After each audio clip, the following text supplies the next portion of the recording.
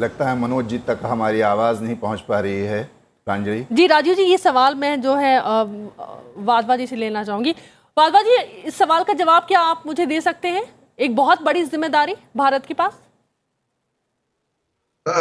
बिल्कुल, जैसे कि आपने कहा कि जब जैसे भारत के पास अभी G20 की प्रेसिडेंसी आई है, तो हमने देखा है पिछले 9 या 10 महीनों में भारत ने ये बागडोर संभाल करके अपनी जिम्मेदारी को बहुत ही सीरियसली लिया है।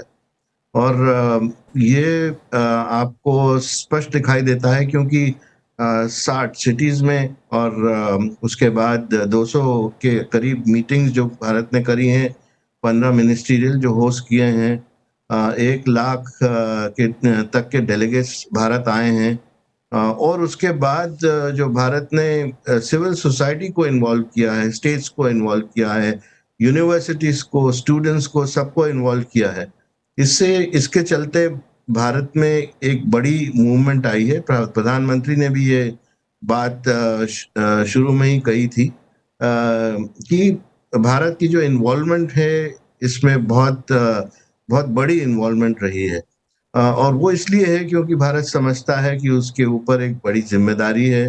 पहले जो दूसरे जो इशू पहले से चल रहे हैं मुद्दे, उनको सॉल्व करने की, और फिर अपनी जिम्मेदारी यह है कि जो ग्लोबल साउथ के मुद्दे हैं, जो 125 कंट्रीज ने भारत के सामने जनवरी में रखे थे, उनको कैसे आगे बढ़ाया जाए। अफ्रीका के जो मुद्दे हैं उनको कैसे दूसरे देशों के सामने लाया जाए, और किस तरह से इसके बेसिस पर प्रपोजल्स आगे बढ़ाई जाए।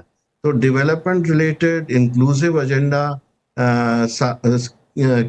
के साथ में लेकर आगे चलना, ये एक बहुत बड़ी जिम्मेदारी है जो कि दूसरे देशों ने बहुत अप्रिशिएट करी। Okay. Dr. Imani, we would like to know, we were talking about one earth, one family, one future. And don't you think the Mother Earth needs a lot of healing? Yes, you're right. I do agree. And in that sense, if you look at the objectives of our presidency of G20 this year, there's been a lot of emphasis on climate change, as I also mentioned earlier. There's also an emphasis on green transition, and I would like to emphasize here the focus on millets. So I think we are taking steps towards healing. The very emphasis on millets while celebrating International Year of Millets, and these millets and other grains are also on display at the Bharat Mandapam. So this shows that we do realize the earth needs healing, and we're also taking concrete steps towards this healing. So this initiative of promoting millets as a diet which has been prevalent in the country since ages, but has lost its sheen in the past few decades, is being brought back to focus. This shows that it's not only it shows that we not only agree that there is a need for healing, there is a need to develop more climate resilient crops, so as to put it. So in that sense, I feel that there are also concrete steps being taken in this aspect, and these are just baby steps towards that healing, but I think they'll take us a long way forward.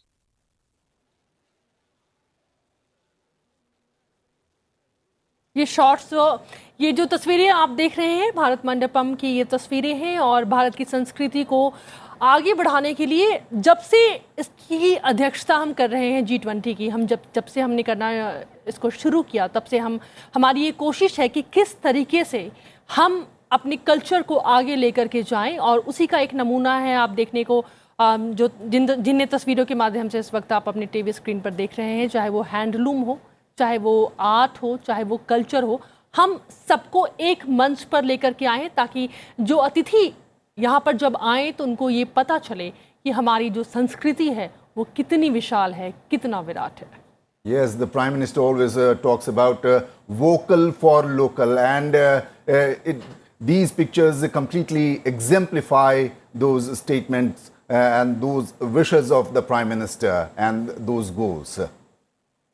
You can see the local handicraft artisans, and yes, a QR code there, and also the Chandrayaan lander Vikram there being displayed.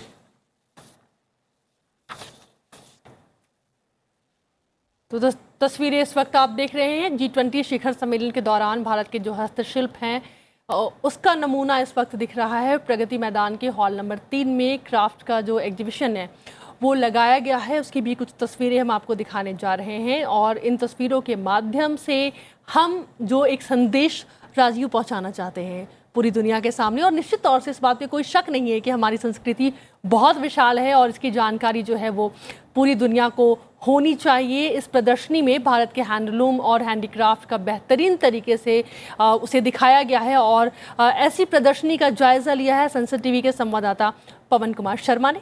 Delhi के प्रगति मैदान में hall number 5 में international media centre बनाया गया है और इसके साथ लगते हॉल नंबर 3 में क्राफ्ट एग्जीबिशन लगाया गया है।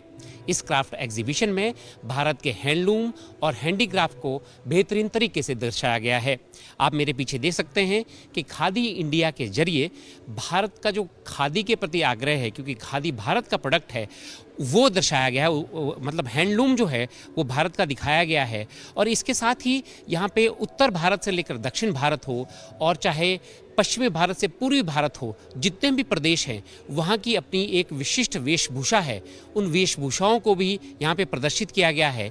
वहाँ का जो हैंडीक्राफ्ट है, जो हाथ से वहाँ पे कारीगरों द्वारा चीज़ें बनाई जाती हैं, उसका प्रदर्शन यहाँ पे किया गया है और इसके साथ ही जो हैंडीक्राफ्ट है वो भी प्रदर्शित किया गया है। साथ ही भारत की जो मूर्ति कला है उसको भी यहाँ पे दिखाया गया है। आप देख सकते हैं मेरे पीछे कि भारत की जो मूर्ति कला है उसको बेहतरीन तरीके से दर्शाया गया है।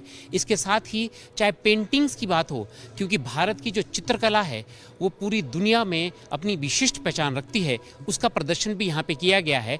और इसके साथ ही जो भारत के चाहे वो जो अगर हम पूर्वोत्तर भारत की बात करें, वहाँ के जो प्रोडक्ट्स हैं, हैंडीक्राफ्ट के जो प्रोडक्ट्स हैं, उनका भी एग्जीबिशन यहाँ पे लगाया गया है। अलग अलग प्रदेश, चाहे हम जम्मू कश्मीर की बात करें, चाहे हिमाचल प्रदेश की बात करें, पंजाब, हरियाणा, उत्तर प्रदेश, बिहार, राजस्थान, महाराष्ट्र की बात करें और चाहे हम दक्षिण भारत की बात करें, आंध्र प्रदेश, तमिलनाडु, कर्नाटका और पूर्वोत्तर की तरफ अगर हम चले जाएं तो आसाम की बात करें, चाहे 7 सिस्टर जो हैं भारत की, हम उनकी बात करें, वहाँ का जो हैंडीक्राफ्ट है और जो वहाँ का जो हैंडलूम है उसका साफ प्रदर्शन यहाँ पे किया गया है। और ये जो क्राफ्ट एग्जीबिशन है इसके जरिए भारत का क्राफ्ट जो है उसका प्रदर्शन इंटरनेशनल मीडिया के सामने भी किया गया है और इसके साथ ही जो इंटरनेशनल डेलीगेट्स यहाँ पे आएंगे उनको एक ही प्लेटफॉर्म में, एक ही हॉल में भारत की जो हैंडलूम है, जो हैंडी क्राफ्ट है, उसका जो है वो प्रदर्शन देखने को मिलेगा, वो एग्जीबिशन देखने को मिलेगी और वो भारत की जो विविध संस्कृति है, जो विशेषता है भारत की, वो देखने को एक ही मंच पे मिलेगी। कैमरामैन प्रशांत कर्माकर और कैमरा सहयोगी सुनील पासवान के साथ पवन कुमार शर्मा, नई Delhi. Mr. Wadhwa, clearly those pictures show that the Prime Minister has taken his mantra of सबका साथ, सबका विकास, सबका विश्वास and सबका प्रयास a step forward. Definitely, I think it's a good opportunity for India as president of the G20 to also showcase not only its culture but also its handicrafts, handlooms, etc. It serves two purposes. First of all, it exposes our rich traditions to the world, and secondly, it also encourages those who are attending the meetings, the G20 meetings in India, not just the summit, but also those who came before this, to actually come back to India and to do, because it makes them curious about what else is in store for a country like this, because they've just seen a glimpse of what is available in this country.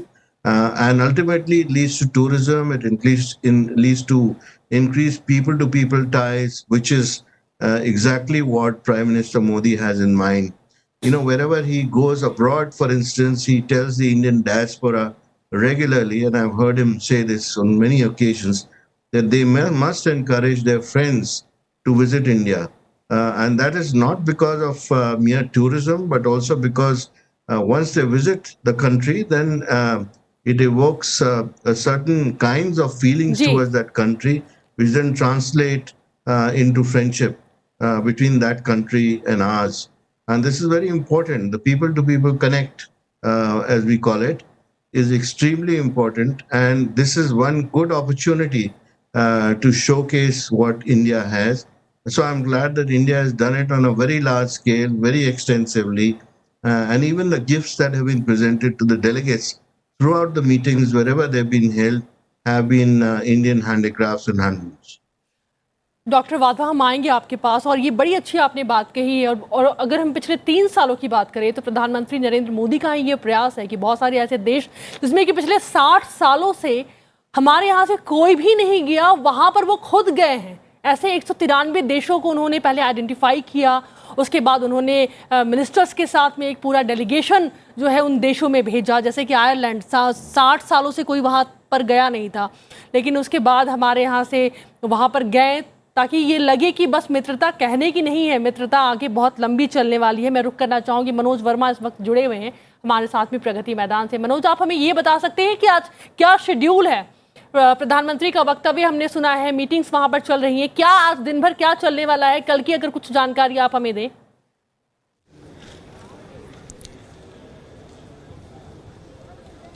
देखिए, जहाँ पर ये अंतर्राष्ट्रीय media centre बना है उससे कुछ ही दूरी पर भारतीय मंडपम है, जहाँ पर ये शिखर सम्मेलन चल रहा है। दुनिया के जो ताकतवर आर्थिक दृष्टि से संपन्न देश हैं, उनके जो प्रमुख हैं, वो बैठ के देश भविष्य की आर्थिक या देश दुनिया की दिशा क्या होगी उस पर चिंतन मंथन कर रहे हैं। अभी जो खबरें आ रही हैं उसके अनुसार जहां तक बात दिल्ली डिक्लेरेशन की है, उसको लेकर भी चिंतन मंथन हो रहा है कि आएगा या नहीं आएगा। इसको लेकर अभी कुछ बता पाना या जानकारी दे पाना जल्दबाजी होगा। हमें थोड़ा इंतजार करना चाहिए, क्योंकि जब शिखर सम्मेलन के बैठकें ख़त्म होंगी उसके बाद जो जानकारी उभर के सामने आएगी तभी इस संदर्भ में मैं कोई आपको जानकारी दे पाऊंगा। प्रांजलि जी, डॉक्टर हिमानी को हम जोड़ना चाहेंगे अब। डॉक्टर हिमानी, अगर ऐसी जब बैठक हो रही है, जो इस वक्त जो बैठक चल रही है, क्या आप हमें समझा सकती हैं कि एजेंडा बहुत हद तक पहले से जो तय होता है, इन 2 दिनों में उनको एक तरीके से समेटना होता है, और जैसा कि मैंने कहा कि चूंकि इसकी अध्यक्षता हमारे पास में है, तमाम विचारों को एक प्लेटफॉर्म पर ला करके सहमति में बदलना इतना आसान नहीं होता है। कितनी बड़ी चुनौतियां हैं ये भारत के लिए? ये बिल्कुल एक बहुत बड़ी चुनौती है, और जैसा कि हम देख रहे हैं, जितना भी हमने अभी तक देखा है और जो समझ पा रहे हैं, इससे एक बहुत अच्छे तरीके से एक नेविगेट जो कर रहे हैं इंडिया की प्रेसिडेंसी में, वो चल रहा है। पर जैसा कि आपने कहा, चुनौती तो है, बिकॉज आप देख रहे हैं 20 और अब 21 हो जाएंगे, इतनी सारी वॉइसेस हैं, उनको समा पाना।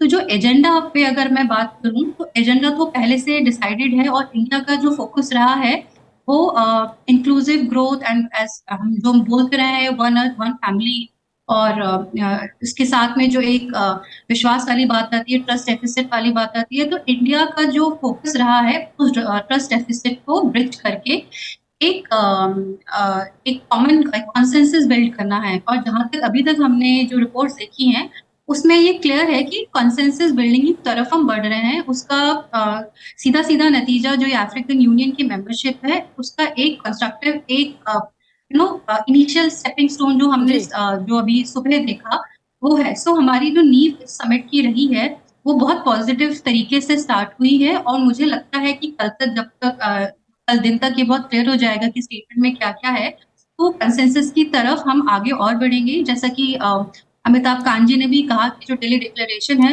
वो बहुत एक स्ट्रॉन्ग वॉइस देने वाला है, जो कि हमने पहले कभी नहीं सुनी होगी। तो इसमें दर्शाता है कि पिछले 1 साल से जो इसमें काम चल रहा है उसको लेके एक स्ट्रॉन्ग वॉइस में इंडिया वो ब्रिज कर रहा है, वो डिफरेंसेस ब्रिज करने की जो कोशिश है वो चल रही है। और इसके अलावा जो स्टेटमेंट आता है उसमें एक कॉन्सेंसस जो है हम एक तरीके का उसमें एक्सपेक्ट कर सकते हैं। तो चुनौती है, पर चुनौती को नेविगेट जो है हम जैसे कि करते आए हैं इसमें भी कर रहे हैं। और मैं बहुत होपफुल हूँ कि जो स्टेटमेंट आएगा, क्योंकि अमिताभ कांत जी बहुत कॉन्फिडेंटली बोल रहे हैं कि एक बहुत स्ट्रॉन्ग स्टेटमेंट आने वाला है। तो मुझे लगता है कि आज और कल तक ये एक नेविगेट करने में जो हमारी टीम है, वहाँ पे जो लीडर्स हैं, वो उसमें सक्सेसफुल रह पाए। और लक्ष्य बिल्कुल तय है, और शायद इसलिए हम क्लियर हैं कि हमें किन बातों पर चर्चा करनी है। बहुत बहुत शुक्रिया अनिल वाधवा, डॉक्टर हिमानी पंत, आप दोनों का बहुत बहुत शुक्रिया। यहाँ पर वक्त है एक छोटे से ब्रेक का, ब्रेक से हम लौटते हैं कुछ और अपडेट्स के साथ।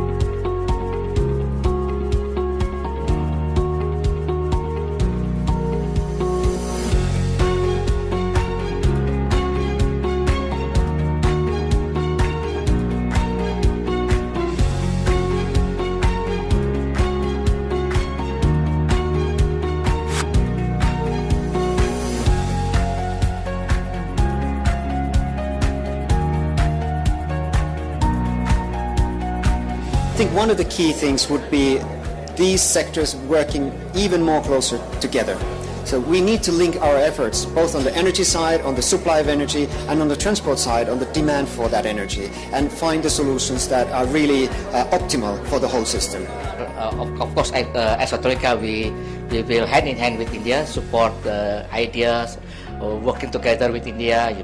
I think we are fully supportive to India's team, and we'll discuss still long away, but we will discuss with India. India did a very good job in picking the right priority issues, and what they've done is very comprehensive of the main topics that we need to discuss regarding energy and energy transitions. So I think it was a very comprehensive work, and Brazil will definitely continue on this work and also focusing on the priorities for Brazil, but also carrying out this job that was well made by India. Developments in terms of the energy front in this city.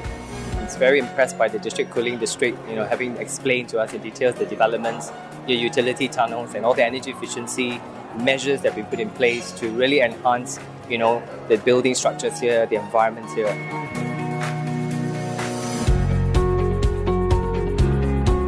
The world looks up to this group to advance sustainable, just, affordable, inclusive, and clean energy transition.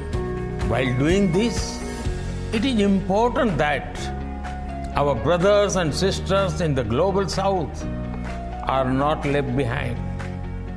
We must ensure low-cost finance for developing countries. We must find ways to bridge technology gaps, promote energy security, and work on diversifying supply chains. And we must strengthen collaboration on the fuels for the future.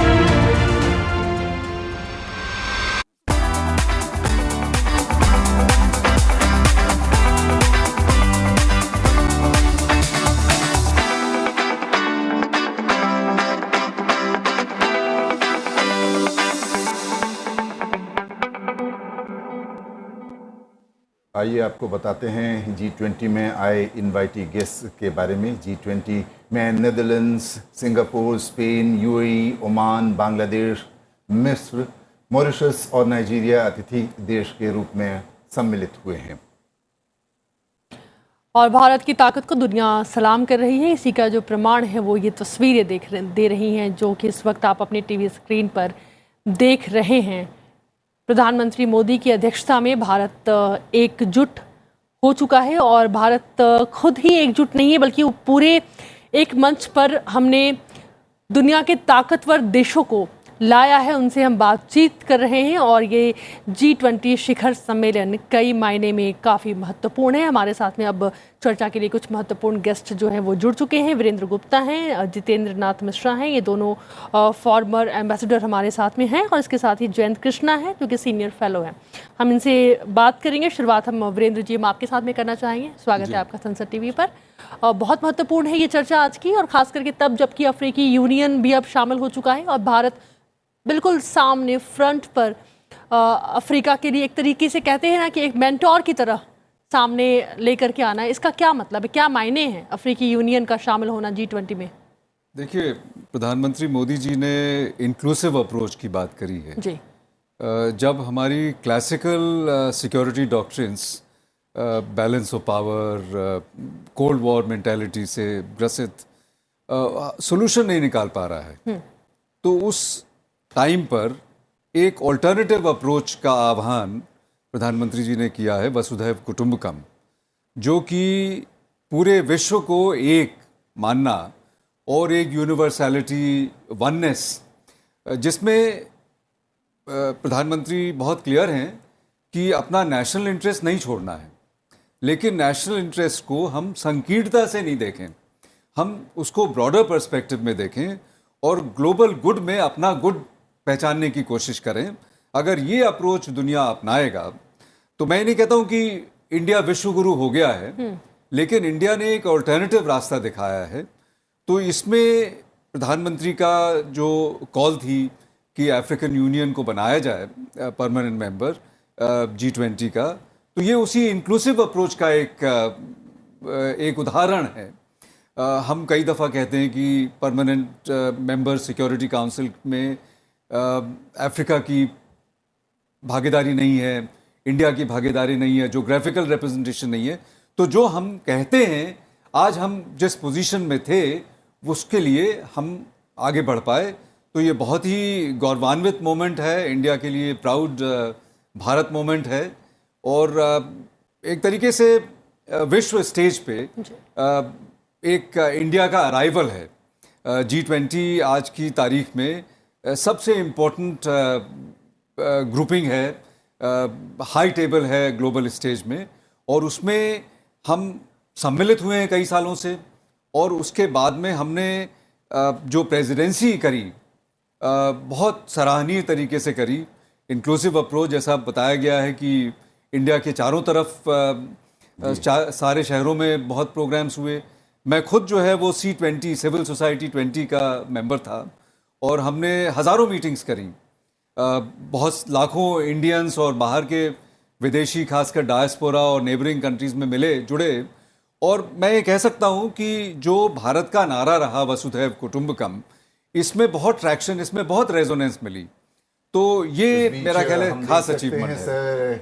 France के राष्ट्रपति Emmanuel Macron भी भारत पहुंच चुके हैं। ये थोड़े देर पहले की तस्वीरें हैं। Pictures from a few moments back when the French President Emmanuel Macron reached New Delhi for the summit of G20. Also joining us, Ambassador Jitendra Nath Mishra ji, and I would like to pose a question to you, sir. Like you have been a career diplomat, and diplomacy, India's diplomatic might would be challenged today, and with the communique that is to be served on Sunday. Do you think India is challenged there? And because with the situation in Ukraine, there are certain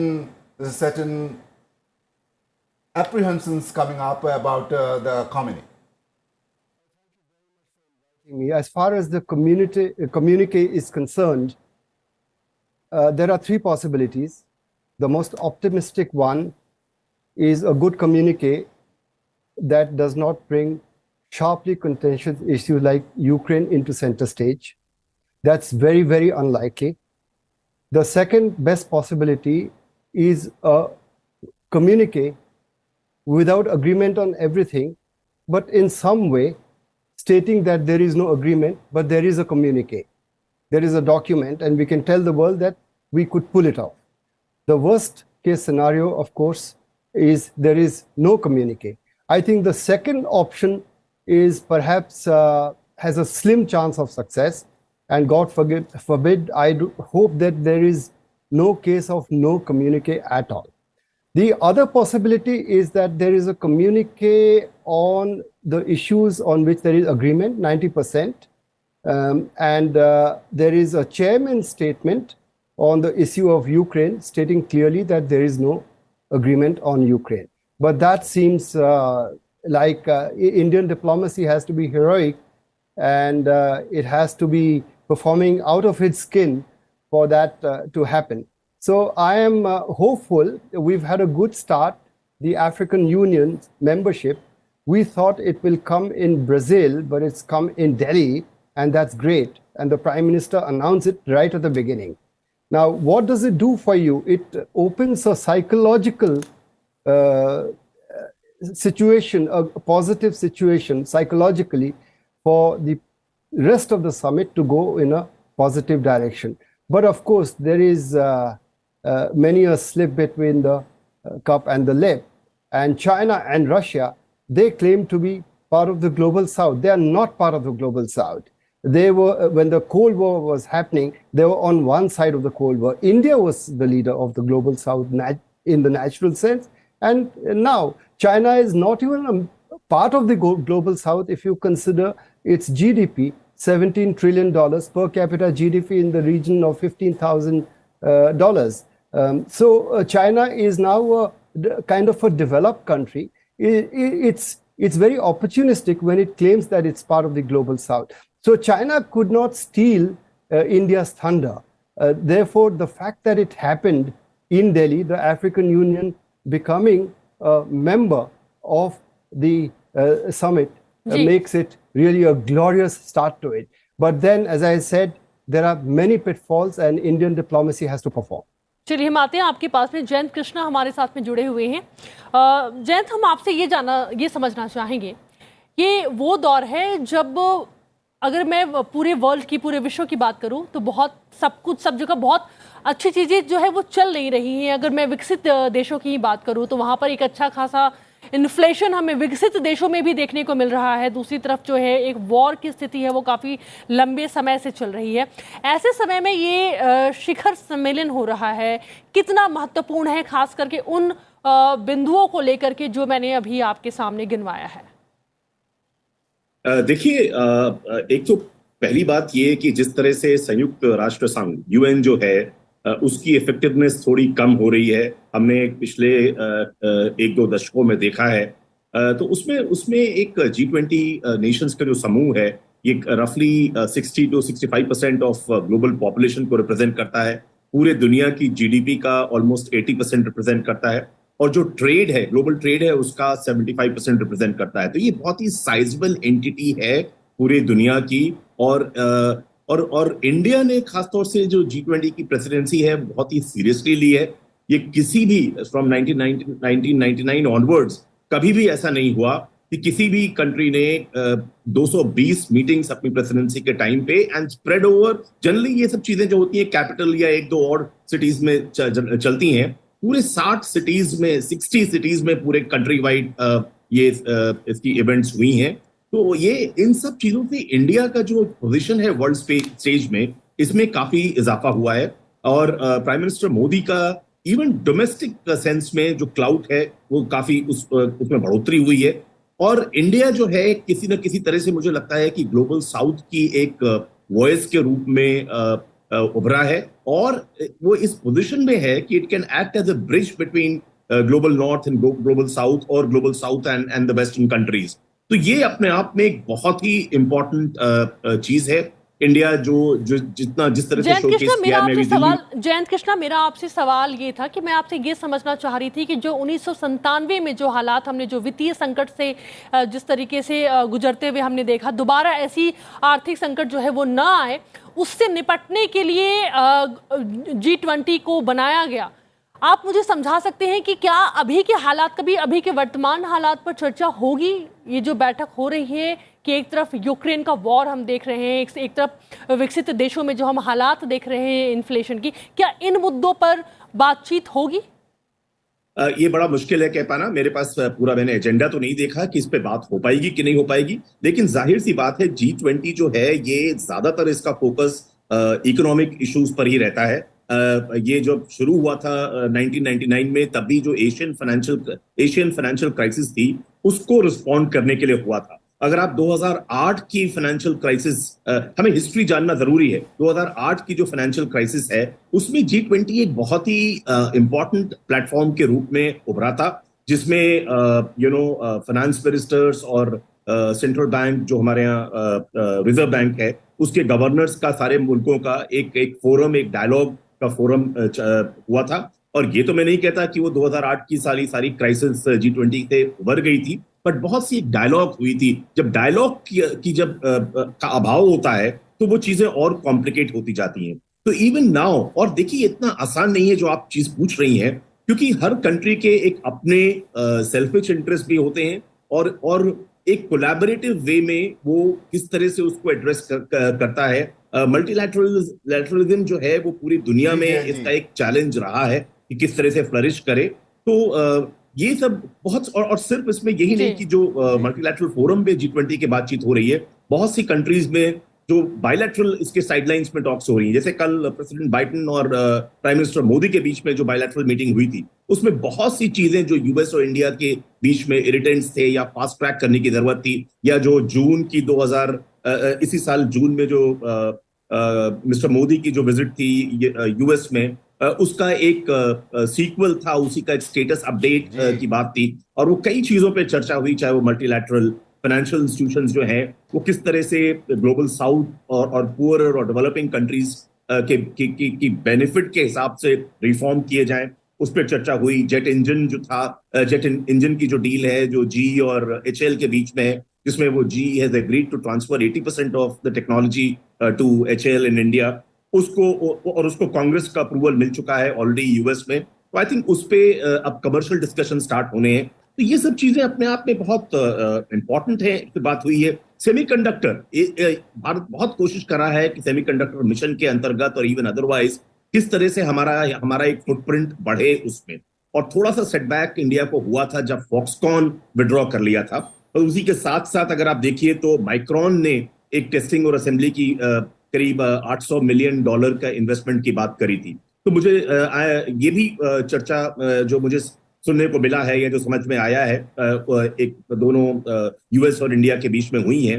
तो ये एक multilateral platform और bilateral platform में बहुत इसका फर्क होता है। स्पेस डिप्लोमेसी को किस तरह से next level of capability and maturity लेके जाएं, ये भी इस पे भी बात हुई है।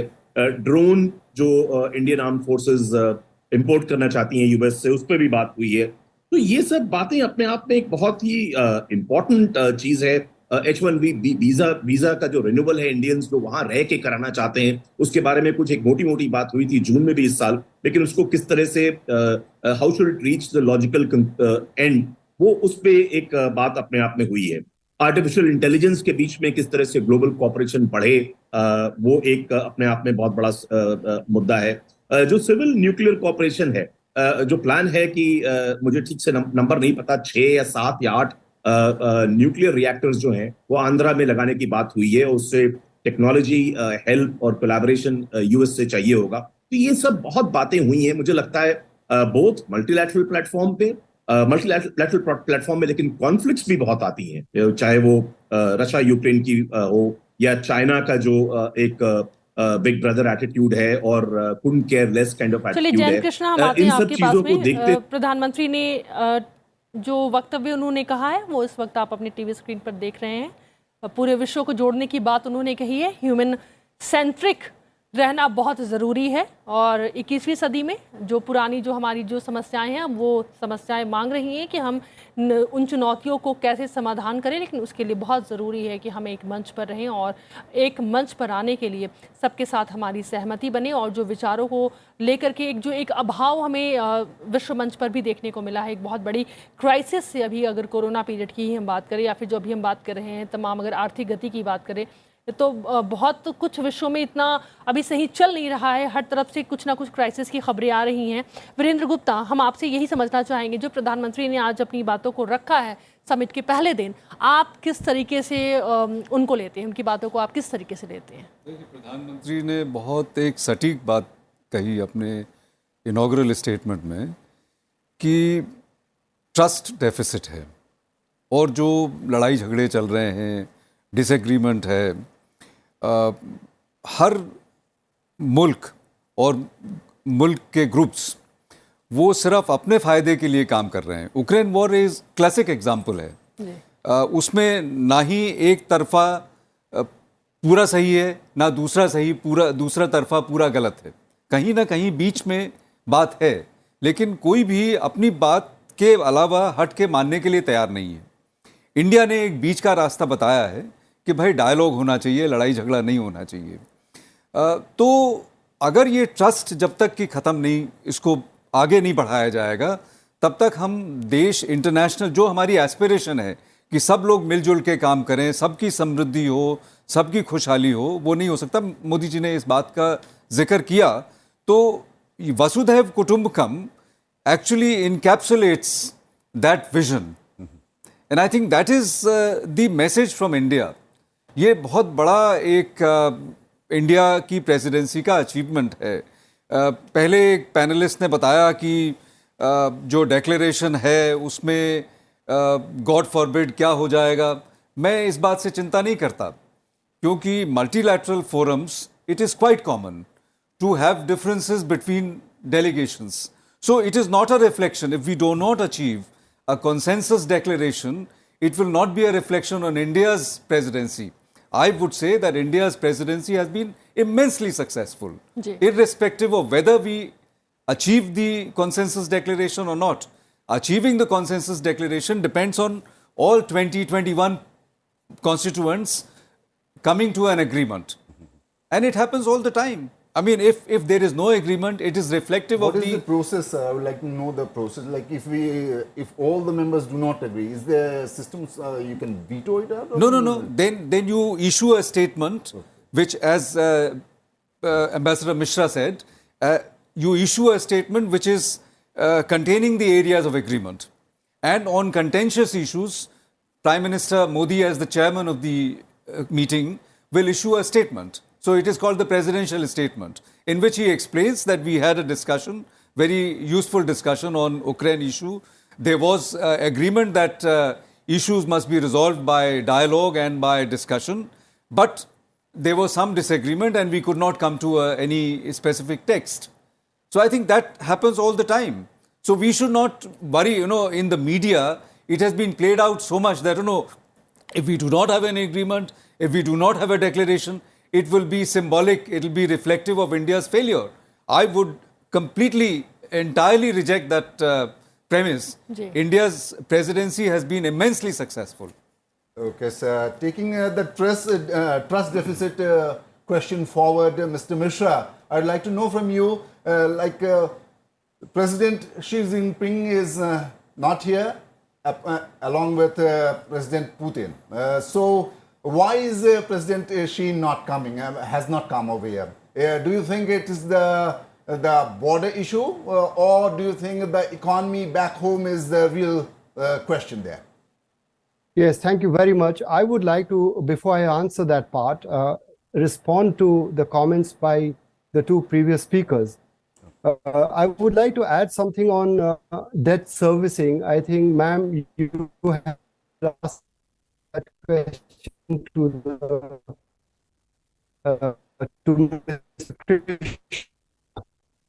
some glitches in the audio, sir. We will try to rectify that. In the meanwhile, we'll be taking that question to Jayant Krishna. Jayant Krishna ji. the same question about President Xi not being present over here, and is it due to the border tensions with India? Because he was there at BRICS, last week itself, and is it due to the border issue or the economy back home in China that's not doing good? I don't think it has anything to do with the border issue between China and India. I mean, there are a lot of irritants there also, but I don't think that's a reason why he's not coming. I mean, the fact is, look at China. You know how it plays the big brother. It shows the big brother attitude all the time, of a kind which even US never showed, even in its prime days. You know, if you look at they with any other country or a group of nations, they never play a win-win game. They always want to win at the cost of other party losing. You know, so with these kind of things, I get a feeling he's not coming to save himself from embarrassment of getting cornered in a forum like G20, where most of the countries have issues with China and they don't subscribe to their way of operation, the way they function as a nation, the way they deal with bilateral issues, the way they deal with the geopolitical issues, and they open up those issues intentionally to suit them and suit their economy and so on and so forth. So I think China is getting sidelined, and China should also worry about its place under the sun. How would it be known, as a nation, a nation that collaborates or is only full of itself and always wants to play a game which lacks fairness and righteousness. So I think he has not come to save himself from embarrassment and nothing else. I mean, there is no reason why should China align with Russia on Russia's invasion of Ukraine, and there are lots of issues. I think they have been, as some of the politicians have said, some of the heads of states have said that, if they want to be a spoiler, I think we should not allow him to be a spoiler. That's it. I mean, the show goes on whether President Xi comes or doesn't come, No, I'd like to add. Yeah, please. That, there is nothing wrong in China. May I say something? With, Russia. It is their sovereign view, and we ourselves, our view is somewhere in between. So if some Western country were to criticize India, that why is it that you are not taking the side of the liberal world? Why is it that you're not taking the side of the Europe and America? I would feel very aggrieved. It's my right to take whatever position. So I think China is taking a position which is all right. But having said that, President Xi not coming to India, you see, he was there at the BRICS summit. So in 15 days' time, it is not as if some upheaval has taken place in China. Some people are saying that, no, he's not coming out because there are internal political, economic issues. I don't subscribe to that view. It is a snub to India. And I think we have to, take this messaging loud and clear. There was a time, in fact, we tried very hard to take China as a friend, but China has become an adversarial nation. आते हैं वीरेंद्र जी आपके पास। जितेंद्र नाथ, आप कुछ कहना चाहेंगे? आप जो चर्चा इस वक्त हो रही है, इस पर कुछ आप अपनी कुछ राय आप रखना चाहें? अगर आप मौका दें तो, क्योंकि मुझे मौका नहीं मिल रहा है। I been cut off repeatedly. आप जरा प्लीज सुनिए। चाइना के बारे में जो है, ये सही बात है कि there is a snub to India. It is an intended message. Snub तो डिप्लोमेसी में ज्यादा वो यूज नहीं करते, मीडिया यूज करती है। इंटेंडेड मैसेज ये है कि हम नहीं चाहेंगे ऐसे मंच पर होना जहां की इंडिया स्टील्स द थंडर। आपने अफ्रीकन यूनियन का करवा दिया। ग्लोबल साउथ की वॉइस जो है, इंडिया की क्रेडिबिलिटी बढ़ गई है उससे।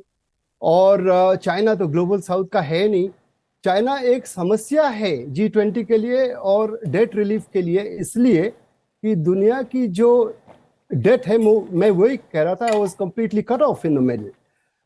$60 बिलियन से ज्यादा है, उसमें 2/3 रिलीफ जो LDCs की है वो चीन से लिया हुआ है उन्होंने debt. And those are the belt and road debts, that they are the world's worst debts. चीन और रूस बनाना चाहते हैं एक alternate model to the western model, इसलिए शी जिनपिंग नहीं आना चाहते थे। ये भी एक कारण है। बायलैटरल इश्यूज तो हैं ही, ये कारण है कि आपने तो ब्रिक्स रचा ली, मेंबरशिप बढ़ा दी, वो चाइना के लिए एक सक्सेस था, उनकी एक किस्म की जीत हुई उसमें। और आप अल्टरनेट इंस्टीट्यूशंस बनाना चाहते हैं डेट रिलीफ के लिए और लोन्स के देने के लिए डेवलपमेंट बैंक जो है ब्रिक्स का, तो ये सब आप alternate to the western led world order कोशिश कर रहे हैं। लेकिन उसमें पैराडॉक्स ये है कि सबसे बुरा डेट तो चाइना का ही है। आप मतलब आप डेट को सुलझाने के लिए आप लोन्स देते हैं, लेकिन सबका डेट सबसे ज्यादा आपसे है। तो ये जो समस्या है, चीन की समस्या है, ये सब अनकंफर्टेबल इश्यूज है चीन से पहले। और भी पुतिन जी भी नहीं आए तो शी जिनपिंग अकेले हो जाते। वैसे ही ये वेस्टर्न लेड फोरम है और यहाँ वो कंफर्टेबल नहीं होंगे। और भारत का चंद्रयान 3 हो गया और भारत ने जो शानदार किया है G20, इसकी रचना अभी हुई है, मोर देन 200 मीटिंग्स इन मोर देन 60 सिटीज, ऐसा कभी हुआ नहीं। और ये ब्राजील भी इससे हैरान हो रहा है। अभी ब्राजील भारत से इसके बाद हो जाएगा चेयरमैन। तो ये सब कारण है अगली मेजबानी है चीन यहाँ शी जिनपिंग नहीं आए। लेकिन मैं ये कहूंगा कि ये भारत की सफलता है, मैं नहीं कहूंगा कि ये भारत के लिए स्नब है, इसलिए कि we are smoking them out. How are we smoking them out? आपने जो नक्शा रचा लिया, मैं तो हैरान हो रहा हूं। जस्ट बिफोर द समिट आपने डिलिबरेटली वो नक्शा निकाल दिया और आप फिर उसके बाद जयंत जी जी जयंत जी आप से उसके बाद पब्लिकली उसको अनाउंस कर चुके हैं आज 215 जी इंडिया जी आपसे जानना चाहेंगे कि उस देश पर विश्वास कैसे हो आज कोई क्लास नहीं है। सीमा दरअसल आज वो 11-12 वाली क्लास थी। आप अगर टेरिटोरियल डिस्प्यूट देखें तो 23 देशों से है, तो हर पड़ोसी तो चीन से परेशान है। ऐसे में एक ऐसे मंच पर आना उसके लिए मुश्किल जाहिर तौर पर है, जहां पर बात एक सहभागिता की हो रही है, जहां उसका एक पड़ोसी देश जिसके साथ तो एक कॉम्पिटिटिव माहौल देख रहा है, वहां उसके मंच पे आना उसके लिए मुश्किल था।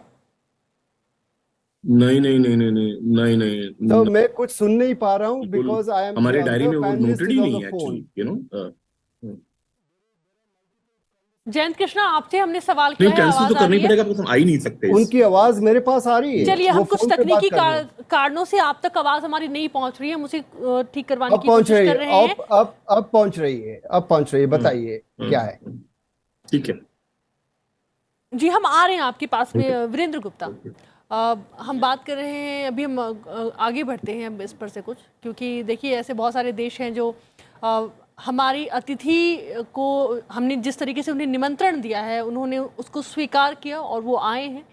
मैं अगर प्रधानमंत्री यूके के प्राइम मिनिस्टर ऋषि सुनक की अगर बात करूं, उन्होंने बहुत अच्छी बात कही जब उनसे ये सवाल किया गया मीडिया में, जब उनसे ये सवाल हो रहा था कि आप क्या कहना चाहेंगे, यूक्रेन पर क्या पक्ष है, भारत को आप किस तरीके से देखती हैं। उन्होंने केवल एक लाइन में कहा कि मैं इस वक्त भारत को कोई सलाह दूं, इसकी आवश्यकता, इसकी ज़रूरत मुझे दिखाई नहीं देती है। बहुत सही समय में ये शिखर सम्मेलन भारत में हो रहा है, इससे अच्छी बात और कुछ नहीं। आपका रिएक्शन इस पर? देखिए, ऋषि सुनक के साथ हमारे इमोशनल रिलेशनशिप है, इंडियन ओरिजिन के हैं, और हमको बहुत गर्व होता है कि इंडियन ओरिजिन के लोग बाग दुनिया भर में चारों तरफ प्रधानमंत्री और प्रेसिडेंट बने हुए हैं, बड़ी बड़ी ओहदों पे पहुँचे हैं। तो इससे गर्व की ज़्यादा बड़ी बात नहीं होती है। भारत की एक लड़की हैं जिनसे शादी करी है, और एक तरीके से कहा गया है कि वो हमारे देश के दामाद हैं, तो वो भी भारत के लिए उतनी गर्मजोशी महसूस करते हैं। और उन्होंने सही कहा है। देखिए, यूक्रेन पे इंडिया ने एक कॉन्ट्रेरियन व्यू लिया। शुरुआत में जब यूक्रेन की प्रॉब्लम आई, हम पे बहुत दबाव डाला गया, हम पे बहुत अपील हुई वेस्टर्न कंट्रीज से। क्योंकि अमेरिका से इंडिया के बढ़ते हुए रिलेशंस, अमेरिका से इंडिया के रिलेशन इन स्ट्रैटेजिक कनेक्ट, आज की तारीख में देखें तो इंडिया का चारों तरफ मल्टी फैसेटेड इम्प्रूवमेंट हो गया, एक comprehensive. India is become a strategic ally, a defence partner. America से कोई भी चीज़ हमारे लिए मना नहीं है, जो उनके मिलिट्री अलाइज को जाता है वो हमारे यहाँ भी। तो उस सिचुएशन में एक ताज्जुब की बात थी उन लोगों के लिए कि हम उनके साथ नहीं आके, लेकिन हमने अपना पोजीशन एक्सप्लेन किया, न्यूट्रल स्टैंड रखा इस पे, रशिया से तेल खरीदते रहे।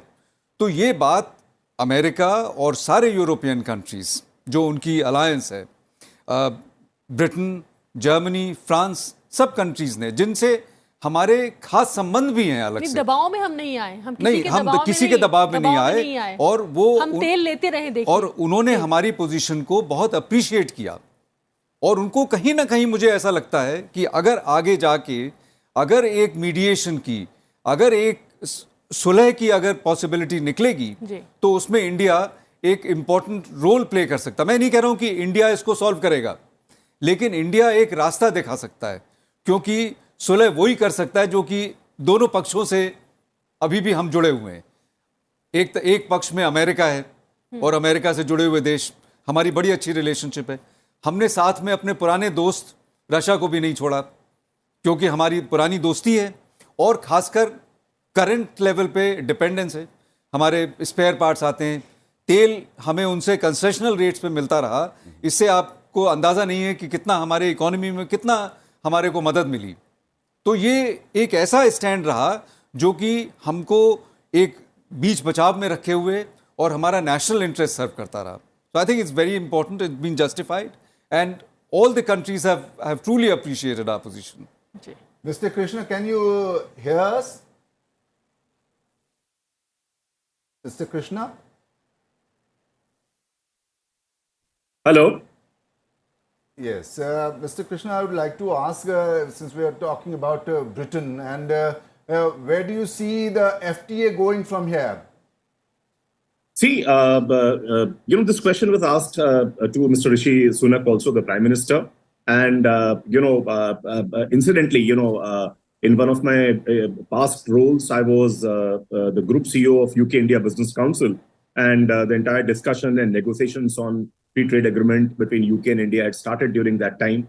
And I felt that there was a lot of seriousness between the two countries, but there are still some irritants, So I think FTA negotiations, FTA discussions always are time intense, are effort intensive, because it has to be an effective win-win for both the countries who are signing the FTA.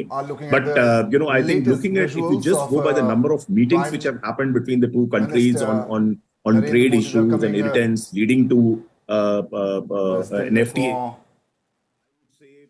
At the Bharat Mandapam. Yes, continue, Mr. Krishna. In which the two nations will be able to, have a FTA deal inked and done. Sir, आप इसे मतलब FTA में जो बातचीत हुई, मतलब द्विपक्षीय जो बात हो रही है ब्रिटेन और हमारे प्रधानमंत्री के बीच में, कहाँ तक आप इसमें सफलता अब इमीडिएट इस बार तो उसके होने की संभावना अभी नहीं दिख रही है? नहीं, अभी नहीं, होगा धीरे धीरे। जैसा बताया जयंत जी ने कि ऋषि सुनाक से सवाल पूछा गया, उन्होंने कहा कि हम इसके लिए तैयारी कर रहे हैं, इंडिया भी रेडी है और आगे बढ़ने के लिए तैयार है, बट इन चीज़ों में टाइम लगता है। इसमें इरिटेंट्स क्या हैं सर, मतलब अगर देखा जाए इन दोनों देशों के बात की देखिए, उसमें बहुत सारी लिस्टें बनती हैं और किस तरह का ड्यूटी स्ट्रक्चर होगा, कौन सी चीज़ पे वेवर होगा, कौन सी नेगेटिव, ये सबसे बड़ा जो टिकलिश इशू होता है उसमें नेगेटिव लिस्ट। हाँ, तो वो नेगेटिव लिस्ट में मतलब एक across the board free trade होता है, बट कुछ चीज़ें उसमें से निकाल दी जाती हैं जो कि हमें प्रोटेक्शन करना है, जिसमें हमको, तो वो एक प्रोविजन रखा जाता है। तो वो लिस्टें बनते बनते ही जो है उसमें दिक्कत आ जाती है। फिर कंट्री ऑफ ओरिजिन उसका भी इशू रहता है। हमारे वीरेंद्र गुप्ता, हम आपके पास हम आएंगे। अब हम बात करते हैं जितेंद्र नाथ मिश्रा हमारे साथ में जुड़े हुए हैं। जितेंद्र जी, जैसा कि एक बहुत अच्छा अनुभव है आपके पास में, इसलिए मैं आपसे ये सवाल ज़रूर करना चाहूँगी कि जब शिखर सम्मेलन जब होते हैं और उसके अलावा अगर राष्ट्राध्यक्ष जो राष्ट्राध्यक्ष जो आते हैं देशों के, उनके साथ में अगर आपके देश के लीडर बात करते हैं तो ऐसे द्विपक्षीय वार्ता का क्या मतलब होता है और जनरली किस तरीके की बातचीत होती है जब दो लोग मिलते हैं आपस में सम्मेलन के अलावा? जी हाँ, ऐसे सम्मेलनों में, मल्टीलैटरल सम्मेलनों में, मेरे जहाँ तक मैं इसको समझता हूँ, सबसे महत्वपूर्ण होती है बायलैटरल मीटिंग्स। मैं अभी भी सोचता हूं कि बायलैटरल स्तर पे रिलेशंस जो हैं भिन्न भिन्न देशों के बीच, वो आगे बढ़ते हैं ज़्यादा बायलैटरल स्तर पे, क्योंकि मल्टीलैटरल स्तर पे कंसेंसस लाना बहुत मुश्किल है। और G20 तो जब शुरू हुई थी बड़ी अच्छी थी, 2008, 7, 8, 9 में उन्होंने बड़ा अच्छा काम किया regarding the global financial crisis. उसके बाद वो डाउनहिल जा रही है। तो मैं कहूँगा कि ये बहुत महत्वपूर्ण है कि प्रेसिडेंट बाइडेन आए, प्रधानमंत्री से मिले। प्रधानमंत्री ने कहा था, बयान दिया था कि मैं 15 लीडरों से मिलूंगा। ये बहुत अच्छी बात है, क्योंकि इससे क्या होता है कि लीडर्स जब हर मुद्दे को डिस्कस करते हैं, रिव्यू करते हैं और इसके बाद डायरेक्टिव देते हैं कि आप इसको ऐसा करें, तो बात आगे बढ़ती है। लीडर्स के इंटरवेंशन से जो पेंडिंग इश्यूज होते हैं वो आगे बढ़ सकते हैं। लेकिन मल्टीलैटरल स्तर पे जैसे कि G20 बातें होती है, बहुत डिक्लेरेशंस होती हैं, लेकिन फॉलोअप तो बहुत कम हुआ है। इसीलिए मैं हमेशा कहता हूं कि भारत के लिए G20 एक क्षण है, एक बहुत महत्वपूर्ण क्षण है, क्योंकि ये डोमेस्टिक हमारे देश की जनता के लिए भी है, उनको समझाने के लिए कि भारत का स्थान अभी विश्व में कहाँ पहुंचा है और हम विश्व के लिए और हमारे लिए, देशवासियों के लिए सब मिलकर क्या कर सकते हैं। ये तो पैगाम है प्रधानमंत्री जी का, ये बहुत अच्छा है। बिल्कुल, और लोगों को ये समझने की जरूरत है। वीरेंद्र जी, वीरेंद्र गुप्ता, मेरा आपसे ये सवाल है, मैं यही सवाल बस आपसे भी, ये ताकि हमारे जो दर्शक है वो समझें कि क्या होता है बायलैटरल जब टॉक सम्मेलन में। तो जो बातचीत हो रही है वो तो हो रही है सारे देशों के बीच में एक साथ में, लेकिन जिस तरीके से हमने देखा कल बाइडेन पहुंचे, वो 7 बजे तक पहुंचे और बस थोड़ी ही देर में प्रधानमंत्री से उन्होंने मुलाकात की, शेख हसीना से उन्होंने मुलाकात की। क्या मतलब होता है, क्या बातचीत हुई होगी, क्या लगता है आपको? देखिए, जैसा एम्बेसडर मिश्रा ने बताया कि मल्टीलैटरल जब मीटिंग्स होती हैं तो बड़ा एक आम रिवाज है कि बायलैटरल मीटिंग्स भी होती हैं। ये फुल स्केल बायलैटरल मीटिंग्स जैसी नहीं होती हैं, क्योंकि वक्त छोटा होता है, वक्त थोड़ा होता है। आज भी जैसे सर 4 मीटिंग्स हैं। जी हाँ, प्लेजेंट्रीज एक्सचेंज होती हैं और थोड़ी बहुत जो छोटी मोटी चीज़ें होती हैं वो डिस्कस होती हैं। तो बायलैटरल मीटिंग्स के बहुत सारे मौके मिलते रहते हैं। एक मल्टीलैटरल मीटिंग की एक गरिमा है और एक उसको सिर्फ फोटो अपॉर्चुनिटी या डायलॉग फोरम नहीं कह सकते हैं। मिलजुल के बातचीत करते हैं और एक दुनिया में जो एक कॉन्स्ट्रक्ट बन रहा है उसका आप हिस्सा हो गए। But bilateral meetings are extremely important. और देखिए, सब्सटेंटिव जो काम है वो हमको भिन्न देशों से अलग अलग ही से करना है। तो आज की तारीख में हमारा अमेरिका से क्या रिलेशन है, हमारा ईरान से क्या है, हमारा सऊदी अरेबिया से क्या है, हमारा UAE से क्या है, इंग्लैंड, ब्रिटेन, फ्रांस, सब कंट्रीज से हमारे bilateral relations are extremely important and this gives us an opportunity. Now प्रधानमंत्री में बड़ी एनर्जी है, हो सकता है कि पहले जो होता रहा हो शायद हमारे प्रधानमंत्री में उतनी एनर्जी नहीं होती कि वो कहेंगे नहीं हम 7-8 मीटिंग करके बहुत, क्योंकि मीटिंग आपको एज चेयरमैन आपको G20 भी कंडक्ट करनी है। उसके बाद भी प्रधानमंत्री ने वक्त निकाला कि 15 और बायलैटरल मीटिंग्स भी करेंगे। So prime minister has incredible amount of energy and which he brings to bear in the conduct of international diplomacy. देशवासियों के लिए एक ये हमारा अपॉर्चुनिटी है to showcase, as I said in the beginning, India's arrival on the world stage, कि India जो है, और ये बहुत टाइमिंग बहुत बढ़िया है। अगर ये मैं कहूं कि ये G20 समिट इंडिया 5 साल पहले होस्ट कर रहा होता तो वो बात नहीं आती, क्योंकि अब जो है इस वक्त में the world is ready to accept us. हमारी कल्चर के लिए बड़ी रिसेप्टिविटी है, हमारी सॉफ्ट पावर के लिए बड़ी रिसेप्टिविटी है।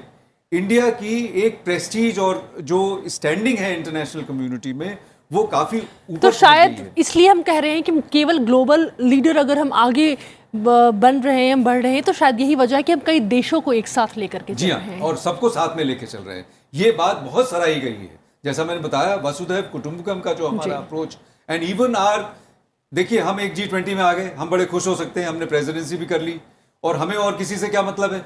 लेकिन तभी भी प्रधानमंत्री ने सबसे पहली बात जो आगे बढ़ाई कि अफ्रीकन यूनियन को मेंबरशिप दी जाए। तो क्यों दिया? क्योंकि अफ्रीका से हमारे बड़े स्पेशल इमोशनल रिलेशनशिप है, एम्पैथेटिक रिलेशनशिप है। जैसे वो कॉलोनियल रिप्रेशन में सताए गए वैसे हम भी सताए गए। तो चाइना अफ्रीका को ज्यादा पैसे दे सकता है, ज्यादा प्रोजेक्ट्स दे सकता है, ज्यादा लोन दे सकता है, लेकिन इंडिया की जो स्पेशल रिलेशनशिप है, इंडिया को जो भाईचारा है जो अफ्रीका के साथ में, वो कोई और देश इसके आगे नहीं। At least we are not causing any debt traps, sir. Absolutely.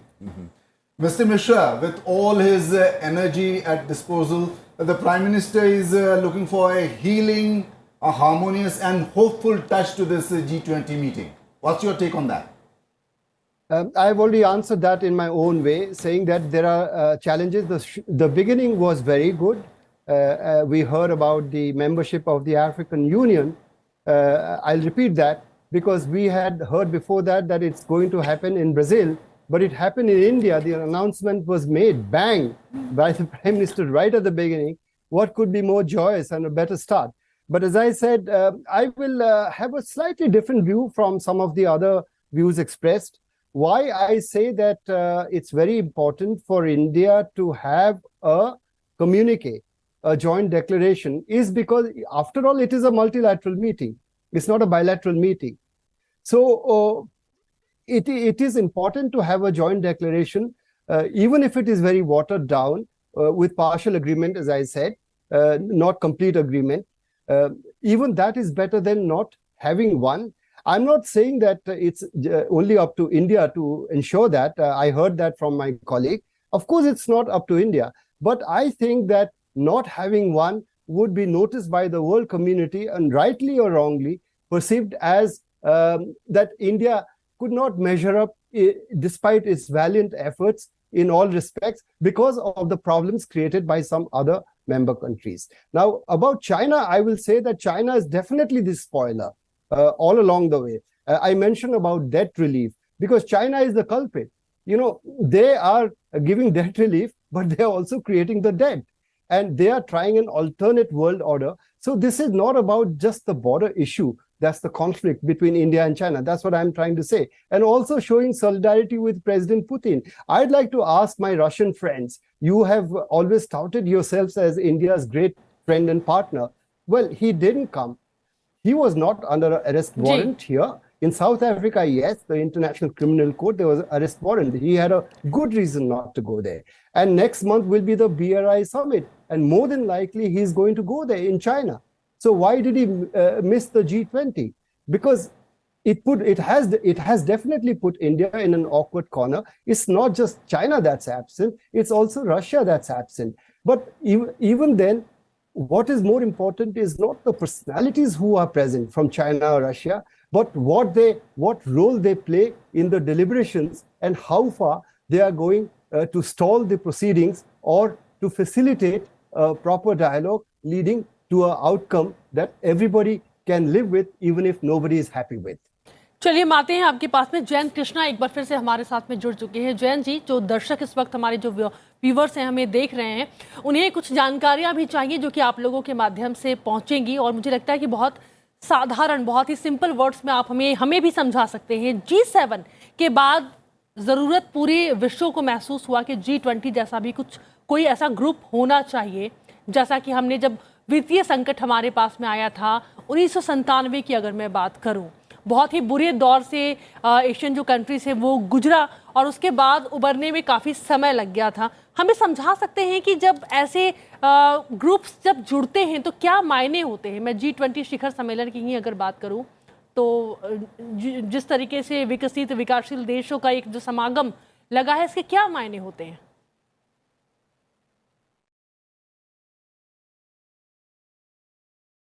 ये किससे सवाल है आपका? आपसे ही जयंत कृष्णा, आपसे सवाल हम। अच्छा, ऑल राइट।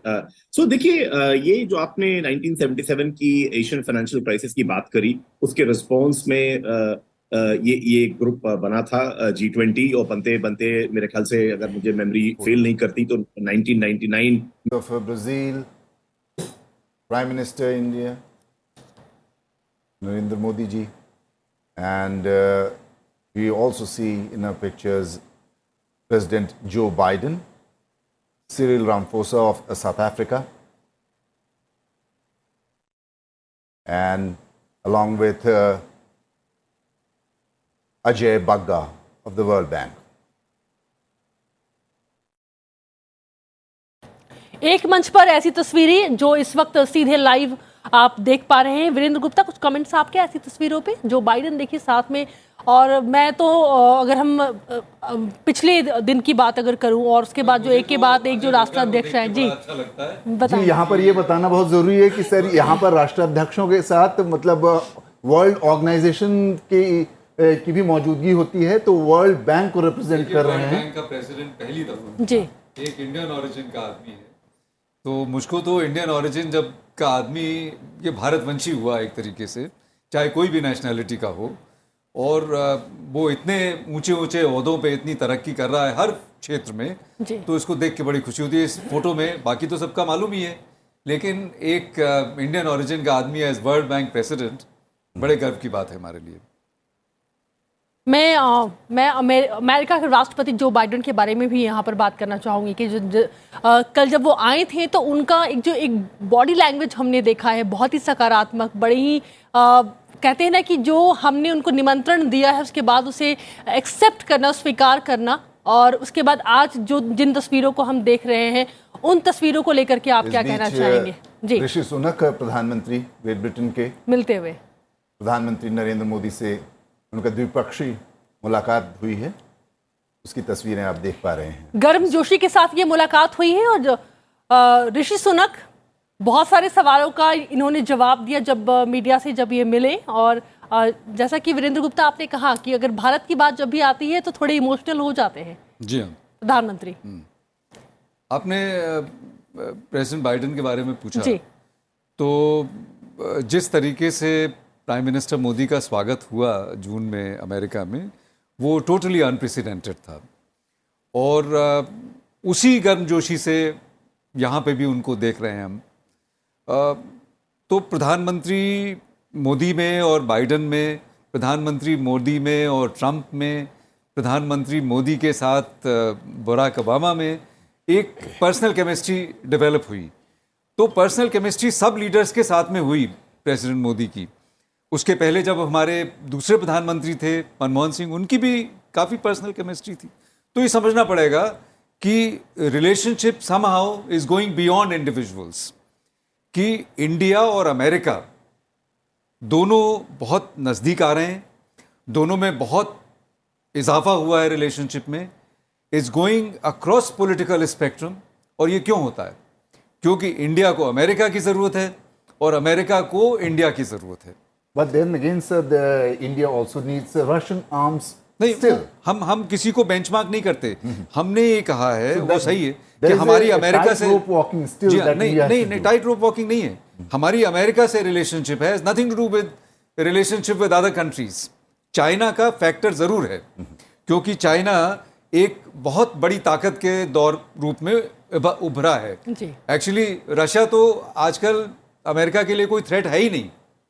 तो जो यूक्रेन में लड़ाई झगड़े चल रहे हैं, मेरे हिसाब से ये उसका कोई बेसिस ही नहीं है। और चाइना एक बहुत तगड़ा एक पावर सेंटर बन गया है। And in America president Trump ने खास साफ लफ्जों में बोला था कि आज अमेरिका को अगर किसी कंट्री से थ्रेट है वो है चाइना। तो China is beginning to threaten geopolitical interest of America in the Asia Pacific, which is extremely important, Indo Pacific reason.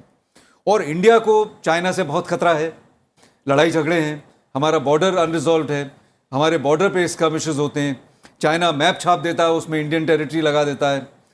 China somehow has been very assertive and aggressive in its behavior with its neighbors. तो उस situation में हमको भी China से खतरा है, America को भी चाइना से खतरा है। तो ये एक ग्लू का काम करते हैं।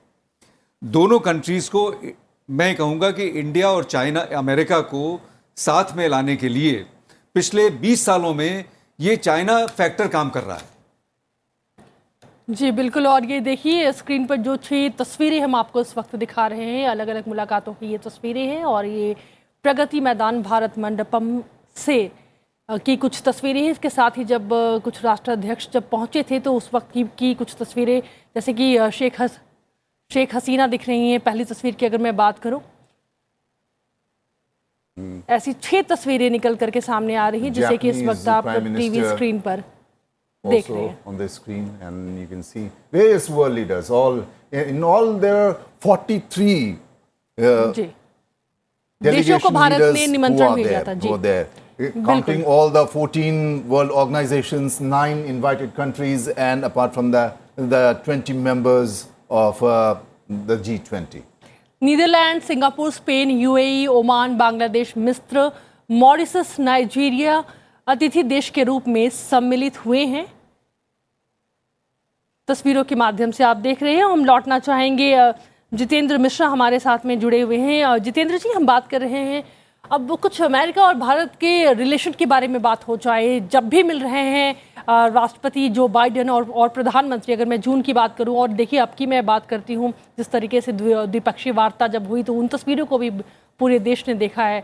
क्या मैसेज है इन तस्वीरों के जरिए? बहुत अच्छा मैसेज है। बॉडी लैंग्वेज देखिए, जैसा स्वागत मिला प्रेसिडेंट बाइडेन को, और प्रेसिडेंट बाइडेन ने प्रधानमंत्री के कंधे पे अपना हाथ डाला जब वे कल चल रहे थे प्रधानमंत्री के गृह पर घर में। और ये बॉडी लैंग्वेज बहुत ज़रूरी है मैडम। ये डिप्लोमेसी में बॉडी लैंग्वेज से ज़्यादा इम्पोर्टेंट तो कोई नहीं। और फोटो आपने देखा, हाथ मिला के खड़े हुए हैं प्रेसिडेंट बाइडेन, प्रधानमंत्री और बाकी लीडर्स और वर्ल्ड बैंक के चीफ। ये बड़ी अच्छी बात है, मैंने सुना, बहुत गर्व की बात है। और इसमें सिंबॉलिक भी यह है कि हम चाहते हैं, ये एक सटल मैसेज है चीन को, कि वेस्टर्न लेड मल्टीनेशनल इंस्टीट्यूशन जैसे वर्ल्ड बैंक हो या IMF हो, वो खत्म नहीं हुए हैं। इस बात पर भारत वेस्टर्न लेड इंस्टीट्यूशंस के साथ है और चीन के लेड इंस्टीट्यूशंस के साथ नहीं है। ये मैंने पहले भी कहा था कि ब्रिक्स में आप रचा रहे एक ऑल्टरनेट वर्ल्ड ऑर्डर। भारत उसके साथ ब्रिक्स में है अवश्य, लेकिन ब्रिक्स में चाइना का प्रभाव बहुत ज्यादा है।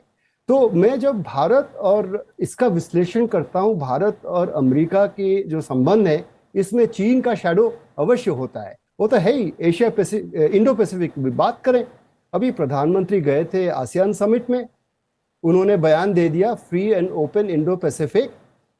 नई बात नहीं है, लेकिन वहां उन्होंने बहुत अच्छा संदेश दिया है।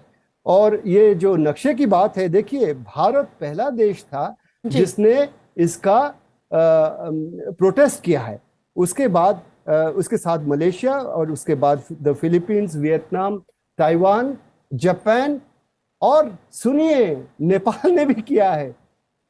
ये गजब की बात है, नेपाल ने भी इसका प्रतिवाद किया है। तो इसका मतलब क्या है कि भारत अभी एक विश्व गुरु की स्तर उस वहां तक आहिस्ते आहिस्ते जा रहा है। भारत की शक्ति जितनी बढ़ेगी वो होगा। और अभी भारत और अमेरिका के बीच में जो संबंध है, इसका पूरे विश्व पर इसका असर पड़ता है। जैसे कि भारत और चीन के जो संबंध है, उसका भी विश्व पर असर पड़ा है। चलिए जयंत कृष्णा, एक छोटा सा रिएक्शन आपका इस पर, इस सवाल पर, भारत और अमेरिका का रिलेशन। भारत और अमेरिका का रिलेशन अभी अच्छा है। हम एलाइज नहीं हैं, हम पार्टनर्स हैं। तो इसका मतलब यह है कि हम कभी ना भूलें कि हर मुद्दे पर हम दोनों के बीच में एग्रीमेंट नहीं है। जैसे कि यूक्रेन जैसा हुआ फॉर एग्जांपल, और साउथ की बात है, डेट सर्विसिंग में और क्लाइमेट चेंज में भारत एक साइड में है और डेवलप्ड कंट्रीज दूसरे साइड में है। तो मल्टीलैटरल इश्यूज पे भी हैं। और जहां तक टेक्नोलॉजी की बात है, जितेंद्र जी, मेरा ये सवाल जयंत कृष्णा से था। जितेंद्र जी, मैं माफी चाहूंगी, यहाँ पर रोकती हूँ आपको। जयंत कृष्णा से मेरा ये सवाल था। जयंत जी, एक छोटा सा, एक बहुत शॉर्ट एक आपका रिएक्शन मैं लेना चाहूंगी इस पर। किस बारे में आप सवाल रिपीट? भारत और अमेरिका के रिलेशन।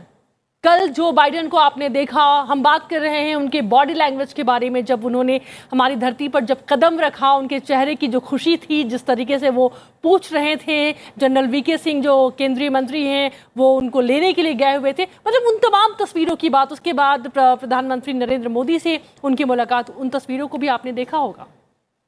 देखिए, ये पिछले कुछ सालों में जो भारत और US के जो रिलेशनशिप है, इसमें बहुत म्यूचुअलिटी आई है।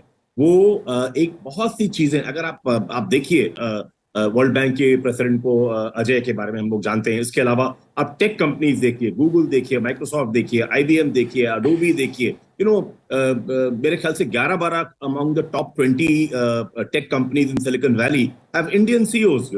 You look at any profession, you look at doctors, physicians, you look at NASA scientists, you look at scientists and technologists in general, you look at the tech industry, any walk of life, you look at universities, you look at the professors at universities, anywhere you look, you'll find a sizable number of Indians working there in the US.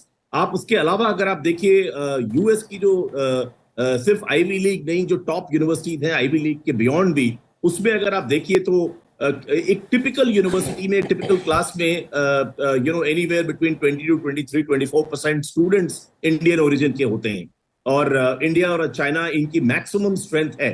तो ये इतना ज्यादा mutuality develop हुई है US और India के बीच में। ये दोनों मुल्क समझते हैं, आप स्पेस में देख लीजिए हमारे चंद्रयान की सक्सेस, और या अगर सोलर मिशन में जो स्टडी मिशन है उसकी भी सफलता जो है, उससे और यूएस में स्पेस टेक्नोलॉजी में हमसे भी ज्यादा काम किया हुआ है। तो हम वो हमारी जो लर्निंग्स हैं उसको लेवरेज कर सकते हैं, जिससे टोटल स्पेस के बारे में अंडरस्टैंडिंग और आगे बढ़ेगी। और इंडिया तो डेफिनेटली बहुत कुछ लर्न कर सकता है स्पेस टेक्नोलॉजी में यूएस से। तो आई थिंक बहुत सी, आप आर्टिफिशियल इंटेलिजेंस में देख लीजिए, हालांकि उसमें इंडिया में उतना काम नहीं हुआ है जितना यूएस और चाइना में हुआ है, लेकिन फिर भी बहुत से लोग जो एआई में काम कर रहे हैं वो इंडियन ओरिजिन के हैं। तो किस तरह से आर्टिफिशियल इंटेलिजेंस में एक ग्लोबल कॉपरेशन हो, उसमें यूएस और इंडिया एक बहुत अच्छा एक साथ निभाकर इस मुद्दे को आगे ले जा सकते हैं। क्लाइमेट में देख लीजिए, क्लाइमेट एक ऐसा मुद्दा है जिसमें अभी कोई फिलहाल काफी गैप है यूएस और इंडिया के पॉइंट ऑफ व्यू में। ये एक आध इरिटेंट्स बचते हैं, बट बाकी आपका जो सवाल था कि बॉडी लैंग्वेज वो बहुत ही पॉजिटिव थी हर तरह से, और एयरपोर्ट पे फिर वो जैसे, मुझे तो लगता है कि शायद वो सीधे एयरपोर्ट से president Biden Race Course Road चले गए प्रधानमंत्री से मिलने, और बायलैटरल मीटिंग हुई और बहुत ही अच्छी केमिस्ट्री थी। जब प्राइम मिनिस्टर मोदी भी जब गए हुए थे आपके पास हम आते हैं, हम चर्चा के साथ साथ हम कुछ तस्वीरों को भी दिखा रहे हैं। अच्छा जयंत कृष्णा, केमिस्ट्री थी। जयंत कृष्णा हमारे हैं आपके पास, हम चर्चा के साथ साथ अपने व्यूवर्स को तस्वीरें भी दिखा रहे हैं, हम अपडेट्स भी बता रहे हैं कि अभी क्या चल रहा है, क्या हो चुका है, प्रधानमंत्री ने क्या कहा, कौन कौन से गेस्ट आए हैं, किनकी मुलाकात प्रधानमंत्री के साथ हो चुकी है। बहुत बड़ी गेस्ट लिस्ट है। प्रधानमंत्री नरेंद्र मोदी ने दुनिया के 40 से अधिक नेताओं को न्योता भेजा है, पहुंच चुके हैं। अमेरिका के राष्ट्रपति जो बाइडेन, चीन में स्टेट काउंसिल के प्रमुख ली कियोंग, G20 में रूस को प्रेजेंट कर रहे हैं वहां के विदेश मंत्री, ब्रिटेन के प्रधानमंत्री ऋषि सुनक, दक्षिण कोरिया के राष्ट्रपति यूंग सुक योल, फ्रांस के राष्ट्रपति इमैनुअल मैक्रोन जो कि भी बस कुछ देर पहले ही भारत पहुंचे हैं, ऑस्ट्रेलिया के प्रधानमंत्री एंथनी, ऐसे बहुत सारे नाम जो हैं वो हम आपको बता रहे हैं। तुर्की की राष्ट्रपति, बांग्लादेश की प्रधानमंत्री। ये तस्वीर जो है आप देख रहे हैं, इन तस्वीरों के माध्यम से एक बहुत बड़ा मैसेज, बहुत बड़ा संदेश, लेकिन इसके साथ ही 2 दिन की तैयारी, जिस सेमिनार के लिए, जिस समिट के लिए दिल्ली सज चुकी है, हम उसकी बात ज़रूर करेंगे। एक बहुत बड़ी तैयारी के साथ में भारत उतरा है, और जैसा कि हम बता रहे थे कि शायद जितेंद्र जी, वीरेंद्र गुप्ता, जैसा कि हम बात कर रहे थे कि ऐसे बहुत कम देश होते हैं, जिस तरीके से हमने प्रेजेंट किया है इंडिया में, अलग अलग राज्यों में हमने समिट किया है और हमने प्रेजेंट किया है, ये इतना आसान नहीं था, लेकिन भारत ने कर दिखाया ऐसे। जी हाँ, ये हमारी एक इंक्लूसिव अप्रोच का ही एक उदाहरण है कि मीटिंग सिर्फ दिल्ली में ना होके पूरे देश को इन्वॉल्व किया है, बल्कि पूरे जन भागीदारी एक आंदोलन के समान। आप देखें कि आज की तारीख में everybody knows what is G20 and what is G20's presidency of India. So I think this popularizing this particular thing and our underlying theme of Vasudhaiv Kutumbakam. Now, every Indian is talking about Vasudhaiv Kutumbakam.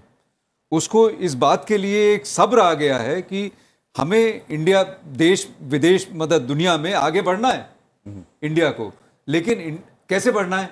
सिर्फ अपने को नहीं बढ़ाना है, सबको साथ में लेके चलना है। तो ये एक बहुत बड़ी बात है। अगर इस बात को थोड़ा थोड़ा भी दूसरे देश समझने लगे, और मेरा ख्याल है समझदारी बढ़ रही है, और आज नहीं होगा तो 5 साल बाद, 10 साल में ये धीरे धीरे आएगा, लोगों को समझ में आएगा कि आप अकेले कदम बढ़ा के नहीं अपना तरक्की कर सकते, सबको साथ में लेके ही चलना पड़ेगा। इतने एग्जाम्पल्स हैं। महामारी हुई, जब कोरोना आया तो क्या सिर्फ अपने देश में आप वैक्सीन दे के संभल सकते हैं? क्योंकि कोरोना तो नेपाल में भी जाएगा, तो अगर नेपाल में कोरोना रह गया तो फिर आपके पास आ जाएगा। Here the role of India has to be appreciated because India sends vaccines Absolutely. to over 150 जी हाँ, तो countries. इंडिया ने हर वक्त जो है ये इसको ही जो है वो उसको इम्प्लीमेंट उसी तरह से किया। हमने ऐसा चरितार्थ भी किया कि जो हम कहते हैं सिर्फ कहते नहीं है, करते भी उसी तरीके से। Not only free, sir, our vaccines were quite affordable in that sense. Because, बिल्कुल नहीं, जब फूड सिक्योरिटी का संकट आया यूक्रेन वॉर में, तो तभी भी हमने अपना अनाज भेजा दूसरे देशों में। तो बनिस्बत इसके कि हमारे देश में भी समस्याएं हैं, उस समस्याओं के बावजूद भी हमने अपना जो रिस्पॉन्सिबिलिटी दूसरे लोगों के लिए नहीं भेजा, नहीं उसको रोका। Okay, sir, like whatever the outcome is going of the communique tomorrow, it cannot be denied that it has been a successful organization of G20. A grand success. A grand success, and all credit to the organizers. So, what are the economic benefits that India is going to draw from this successful organization? Look, the G20 presidency and the summit here has catapulted India on the world stage. Now there is growing confidence. If a business corporation wants to set up a business, now what is going to happen? People have realized the folly of China acting as the manufacturing base for the entire world. You know, now people want to move the manufacturing out of China, and I'm not saying that automatically everything will come to India, but as the world gains confidence in India, as the world gains confidence in transparency, democracy, liberal values in India, rule of law, you see, judiciary supremacy, all of that gives a great degree of confidence. So I think there would be a huge business dividend by the G20 summit, successful conduct of G20 summit, how India and the Prime Minister have conducted themselves on the world stage, plus of course the bilaterals. I mean, you know, a huge shipping and rail transport corridor to be developed between India and the Middle East, in which America will be participating as a counterpoise to China's BRI, you know, and a lot of other projects in the bilaterals, as your other panelists talked about, the agreement between GE and HAL for the jet engine manufacturers is extremely important actually, because हमारे यहाँ पे जो LCA planes का और तेजास का बनने का, उसमें बहुत तरक्की मिलेगी। तो इकोनॉमिक डिविडेंड्स तो हमारे बायलैटरल मीटिंग्स के साथ होते ही हैं, बट G20 में भी हमको बहुत तरक्की मिलेगी। Mr. Mishra, like one of the aims of this meeting was also to, in a way, fix the supply chain disruption that China has caused.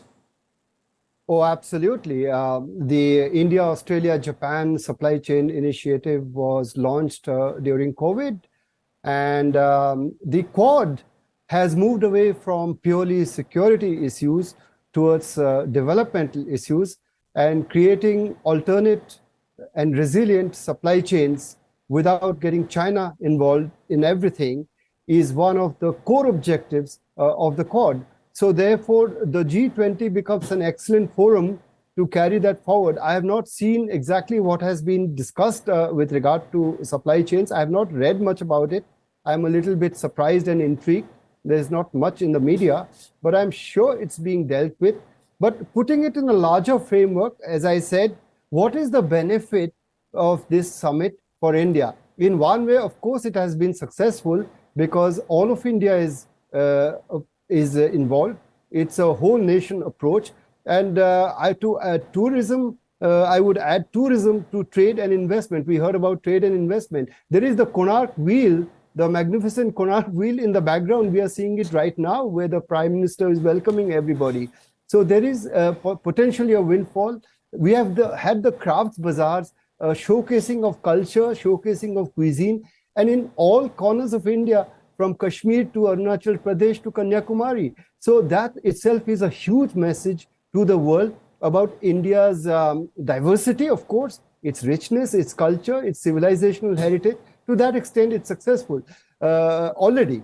But I will reserve my comment till the summit is over, whether it has been a complete success or not, and I've given the reasons ji for बिल्कुल, that. बहुत सही बात आपने कही जितेंद्र नाथ। जयंत कृष्णा, मैं आपसे सवाल करना चाहूँगी, हालांकि राजीव ने जो सवाल किया है उसी में जोड़ना चाह रही हूँ कि क्या फ़ायदा आप देख रहे हैं ऐसी जब बैठक होती है, खास करके अगर मैं आर्थिक दृष्टिकोण से बात करूं तो क्या फायदे होते हैं? मैं केवल भारत के परिप्रेक्ष्य में बात नहीं कर रही हूं, मैं पूरे वर्ल्ड, पूरे विश्व के बारे में, क्योंकि वहां पर जब ये महाशक्तियां जब जुटी हुई हैं, जब बातचीत करेंगी तो पूरे वर्ल्ड के परिप्रेक्ष्य में बात होगी। सारे उन जितने पॉइंट्स हैं उनको गिनवाया जाएगा कि इसे सुधारने की जरूरत है, यहाँ पर इस बारे में सोचने की जरूरत है। जी बिल्कुल, ये जितनी भी G20 की इकोनॉमीज हैं और उनको सबको फायदा होता है, बिकॉज ये लार्जली ये फाइनेंशियल फोरम है more than being a political forum, you know. So I think एक मैं छोटा सा मुद्दा उठाता हूँ, जो चाइना के बारे में बात हुई या ग्लोबल सप्लाई चेन्स के बारे में बात हुई। आपने उसका एग्जाम्पल जो पिछले फाइनेंस मिनिस्टर्स की मीटिंग्स हुई हैं कई सारी पिछले 8-10 महीनों में, उसमें एक मुद्दा बहुत उठ के आया है कि हमें ग्लोबल ट्रेड को जो बूस्ट करना है, उसके लिए हमारे पास जो सप्लाई चेन्स हैं, ग्लोबल सप्लाई चेन्स हैं, उनको मैप करके एक इन्वेंट्री उसकी बुला के एक डॉक्यूमेंटेशन करने की जरूरत है। तो क्योंकि बहुत होता है, स्पेशली अगर आप इंडिया के पर्सपेक्टिव से अगर आप देखिए, तो बहुत से कंपनीज को पता ही नहीं होता कि इस पर्टिकुलर प्रोडक्ट की ग्लोबल जो सप्लाई चेन है उसमें कौन कौन प्लेयर्स हैं, किन प्रोडक्ट्स का डिमांड है, तो वो इंफॉर्मेशन एसिमेट्री इतनी ज्यादा होती है कि वो एक बहुत बड़ा गैप रह जाता है। तो अगर ये इस तरह का कोई प्रॉपर ग्लोबल सप्लाई चेन्स को मेजर कंपनीज की मेजर प्रोडक्ट्स के लिए मैप करके एक वो ऑनलाइन फॉर्म में अवेलेबल रहेगा, तो मुझे लगता है उस सप्लाई चेन का पार्ट प्रोएक्टिवली, एक तो वो हुआ कि बाहर की कंपनी इंडिया आए और बोले कि ये चीज हमें इंडिया में मैन्युफैक्चर करना है, बट सप्लाई चेन में क्या कि अगर ज्यादा नॉलेज हो, इंफॉर्मेशन ज्यादा उस पर अवेलेबल हो, तो बहुत सी कंपनीज इंडिया से प्रोएक्टिवली उन OEMs को या बिग ब्रांड्स को सप्लाई कर सकती हैं, इंक्लूडिंग MSME। तो हमारी जो MSME सेक्टर है वो काफी हद तक, कुछ अगर एक्सेप्शंस को छोड़ दीजिए, क्रीमी लेयर को छोड़ दीजिए, तो काफी हद तक वो डोमेस्टिक उनका प्ले रहता है। उतना ज्यादा एक्सपोर्ट ओरिएंटेड और ग्लोबल सप्लाई चेन्स का वो हिस्सा नहीं बन पाए। तो मुझे लगता है कि अगर इस तरह का ग्लोबल सप्लाई चेन्स की mapping major companies, major countries, major product categories, इसके लिए हमारे पास अवेलेबल होगी एज ए ऑनलाइन रिपोजिटरी, तो ये एक बहुत बड़ा कदम होगा। तो अगर आप, मैं एक चीज मैं आपको क्वेश्चन करना चाह रहा हूं कि अगर आप पास्ट में भी देखें तो G20 ट्रेड लिबरलाइजेशन के एरिया में बहुत ज्यादा सक्सेसफुल नहीं हुआ है, लेकिन कहाँ पे जो माइक्रो इकोनॉमिक चेंजेस हैं, स्पेशली जो किस तरह से हमारे डोमेस्टिक मुल्कों में जो हमारे डोमेस्टिक फाइनेंशियल सिस्टम्स हैं, इंस्टीट्यूशंस हैं, उसको कैसे स्ट्रेंथन किया जाए एक दूसरे की बेस्ट प्रैक्टिस को लेवरेज करके, और इस पे काम रिलेटिवली अच्छा हुआ है। तो मुझे लगता है कि ये बहुत हर तरह से, और इस समय जो इंडिया की प्रेसिडेंसी है, one thing is very very sure, they are the most powerful, most Jayant Krishna, हम आते हैं आपके पास में। वीरेंद्र गुप्ता, कुछ पॉइंट्स आप ऐड ऑन करना चाहेंगे? जयंत कृष्णा, हमारे आपके पास, जयंत जी का जो जयंत कृष्णा, हम आप तक आपके पास आएंगे, कुछ पॉइंट्स आप ऐड ऑन करना चाहेंगे? आखिर में मैं ये कहना चाहता हूँ, कई दफ़ा इस चीज़ का जिक्र हुआ कि G20 financial and economic forum है। मैं उस बात से पूरी तरह से सहमत नहीं हूँ, क्योंकि इंटरनेशनल कॉन्टेक्स्ट में आप पॉलिटिकल, सिक्योरिटी और इकोनॉमिक, फाइनेंशियल चीज़ों को अलग अलग खेमे में नहीं डाल सकते। वाटर टाइट कंपार्टमेंट्स नहीं हैं ये। पॉलिटिक्स से जुड़ी हुई इकोनॉमी है, इकोनॉमी से जुड़ी हुई फाइनेंशियल इश्यूज हैं, फाइनेंशियल इश्यूज में टेररिज्म में इतने सारे इकोनॉमिक इश्यूज फंसे हुए हैं। तो कुछ एक तरीके से देखा जाए, अब हम इंडिया की तरफ से सोचें तो एक UN security council political security issues को हैंडल करने के लिए बनाई गई है, but that is not representative. बहुत सारे लोग बाग उसमें नहीं है। गुप्ता हैं आपके पास में, हम इस वक्त प्रगति मैदान का रुख करना चाहेंगे। हमारे संवाददाता वहां पर जुड़े हुए हैं, कुछ अपडेट हम उनसे लेते हैं। पहला सेशन जो है वो राजीव वो खत्म हो चुका है और इस पहले सेशन के बाद क्या अपडेट निकल करके आ रहा है? पवन शर्मा, अमरेंद्र गुप्ता और शालिनी, मनोज वर्मा एक साथ हमारी पूरी टीम देखिए कवर कर रही है और हमारी कोशिश है कि हम हर जानकारी हम आप तक ज़रूर पहुंचाएं। पहला जो रिएक्शन है मनोज, आप हमें कुछ बताना चाहेंगे, क्या अपडेट है पहले सेशन के बाद, क्या अपडेट निकल करके आ रहा है? पवन आप बताइए। प्रांजलि, जहाँ तक G20 के जी प्रांजलि, भारत जो है G20 समिट की जो है अध्यक्षता कर रहा है। आज से शुरुआत हुई है, बड़ा इवेंट है भारत के लिहाज से, ऐतिहासिक मौका भी है साथ में, और पहला सेशन हो भी चुका है क्योंकि थीम जो है G20 की वो one earth one family one future पे है। तो पहला सेशन पूरा हो चुका है और उसमें जो है ऊर्जा से संबंधित बातचीत हुई है, उसमें एनवायरनमेंट से, पर्यावरण से संबंधित बातचीत हुई है, और जो फूड और उससे खाद्य पदार्थों से जुड़ी हुई बातें हैं वो प्रस्ताव उसमें रखे गए हैं। बहुत कुछ उसमें निकल के सामने आया, उस पर हम चर्चा करेंगे। संसद टीवी लगातार कवरेज कर रहा है, पिछले कल से ही, इसकी सुबह से ही संसद टीवी यहाँ मौजूद है और मेरे साथ इस वक्त मेरे 4 सहयोगी हैं। हमारे वरिष्ठ सहयोगी मनोज वर्मा जी, शालिनी खंडेलवाल जी मेरे साथ हैं, अमरेंद्र गुप्ता मेरे साथ हैं और हम लगातार यहाँ की जो जानकारी है वो देने की कोशिश कर रहे हैं। मैं अपने जो साथी हैं, कॉलीग्स हैं, उनसे चर्चा की शुरुआत करना चाहूँगा। शालिनी, आपने भी देखा प्रधानमंत्री ने आज जो है सुबह जब इनॉग्रल उन्होंने संबोधन किया तो उसमें सबका साथ सबका विकास और जो मूल मंत्र है भारत सरकार का भी, वही उन्होंने G20 की जो ग्लोबल प्लेटफॉर्म है उसमें भी वही बात की। तो आपको क्या समझ आता है, क्या कहना चाह रहे हैं प्रधानमंत्री जो विश्व के राष्ट्राध्यक्ष यहाँ पे आए हुए?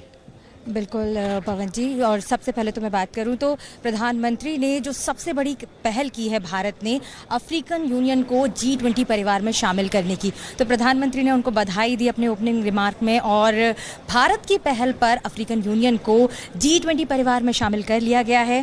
प्रधानमंत्री ने इसके बाद ट्वीट भी किया और उन्होंने कहा कि G20 को मजबूत करेगा और साथ ही साथ ग्लोबल साउथ की आवाज़ को पूरी दुनिया तक पहुँचाएगा और उनकी आवाज़ को मजबूत करेगा, क्योंकि कहीं ना कहीं भारत चाहता है कि विकास अंतिम छोर तक पहुंचे और वही जो स्थिति है वो दुनिया में भी चाहता है और यही भारत के इस इनिशिएटिव के दौरान नजर आया। प्रधानमंत्री ने इस पहले सत्र के बारे में एक ट्वीट भी किया। प्रधानमंत्री ने ये लिखा कि वन अर्थ विषय पर G20 शिखर सम्मेलन के पहले सत्र में प्रधानमंत्री ने भाषण दिया। मानव केंद्रित विकास को आगे बढ़ाने की आवश्यकता पर भी प्रकाश डाला गया और साथ ही साथ ये जो संस्कृति रही है वो भारत की संस्कृति है कि मानव केंद्रित विकास आगे हो और बेहतर भविष्य की ओर पूरी दुनिया बढ़े। प्रधानमंत्री ने यह भी बताया कि एक पृथ्वी की भावना के साथ भारत ने लाइफ मिशन जैसी पहल पर काम किया है। लाइफ यानी कि लाइफस्टाइल फॉर एनवायरनमेंट, यानी कि सीमित संसाधनों का इस्तेमाल करें और जिम्मेदारी पूर्वक इस्तेमाल करें, जिससे कि आने वाली पीढ़ी को हम एक बेहतर भविष्य दे सकें। और इस पहले सत्र में इंटरनेशनल मिलेट ईयर पर भी जोर दिया गया। ग्रीन ग्रिड पहल की शुरुआत की गई है, एक सूर्य एक विश्व एक ग्रिड, और साथ ही साथ रिएक्शन लीजिए ना।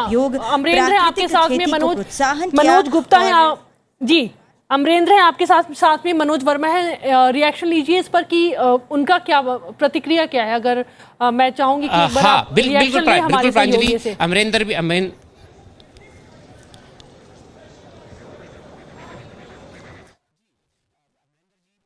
इस जो G20 की जो अध्यक्षता भारत कर रहा है और ये जो अब तक का प्रोसेस हुआ है, पहला सेशन पूरा हो चुका है, आपका क्या टेकअवे है, आपको क्या समझ आया?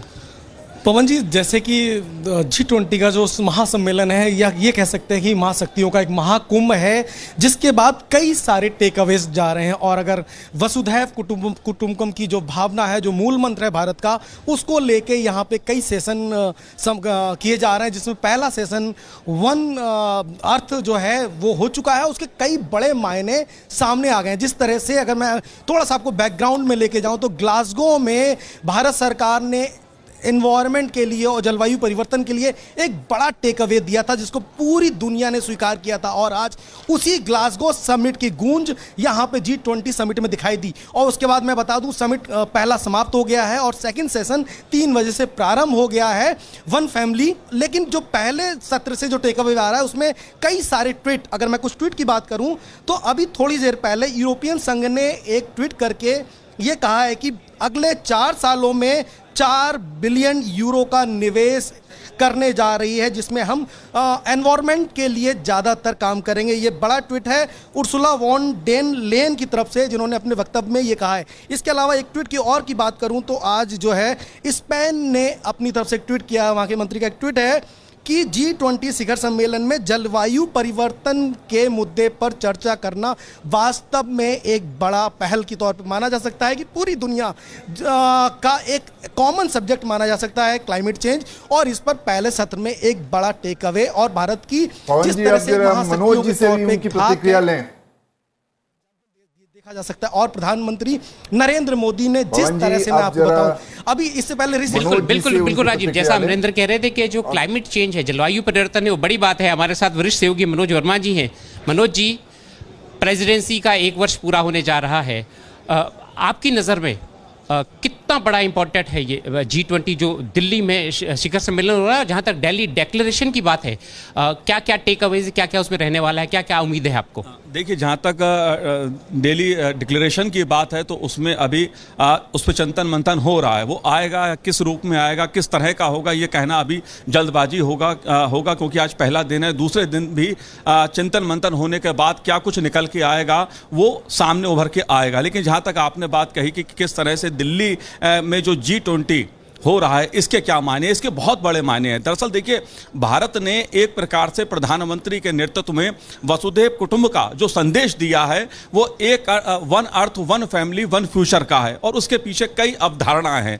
भारत पूरे दुनिया को एक परिवार की तरह मानता है, और ये भारत न सिर्फ कहता है बल्कि करके भी उसने दिखाया कोविड के समय में, जिसका उल्लेख प्रधानमंत्री जी ने अपने स्वागत भाषण में भी इस बात का उल्लेख किया कि किस प्रकार कोविड के समय में एक संकट दुनिया के सामने खड़ा हुआ और भारत ने दुनिया के दूसरे देशों की भी मदद करके एक रास्ता निकाला, जिसकी तरफ इशारा किया जा रहा है। प्रधानमंत्री जी ने कहा कि अगर समस्याएं हैं तो उसका समाधान भी ढूंढना होगा। ये एक दूसरा उदाहरण है। दरअसल जो विश्वास की बात प्रधानमंत्री जी ने अपने संबोधन में कही है, वो भी एक कहीं ना कहीं दिल्ली का जो G20 है, इससे एक बड़ा संदेश जाता है कि विश्वास के साथ दुनिया एक साथ चले, आगे बढ़े, और उसके पीछे भी कहीं ना कहीं समस्याओं का समाधान करते हुए साथ लेके चलने की बात प्रधानमंत्री जी बार बार अपने संबोधन में उन्होंने किया है। पवन जी, तो मनोज जी का साफ कहना है कि जो वसुधैव कुटुंबकम की भावना है, जो मेन थीम भी है G20 का,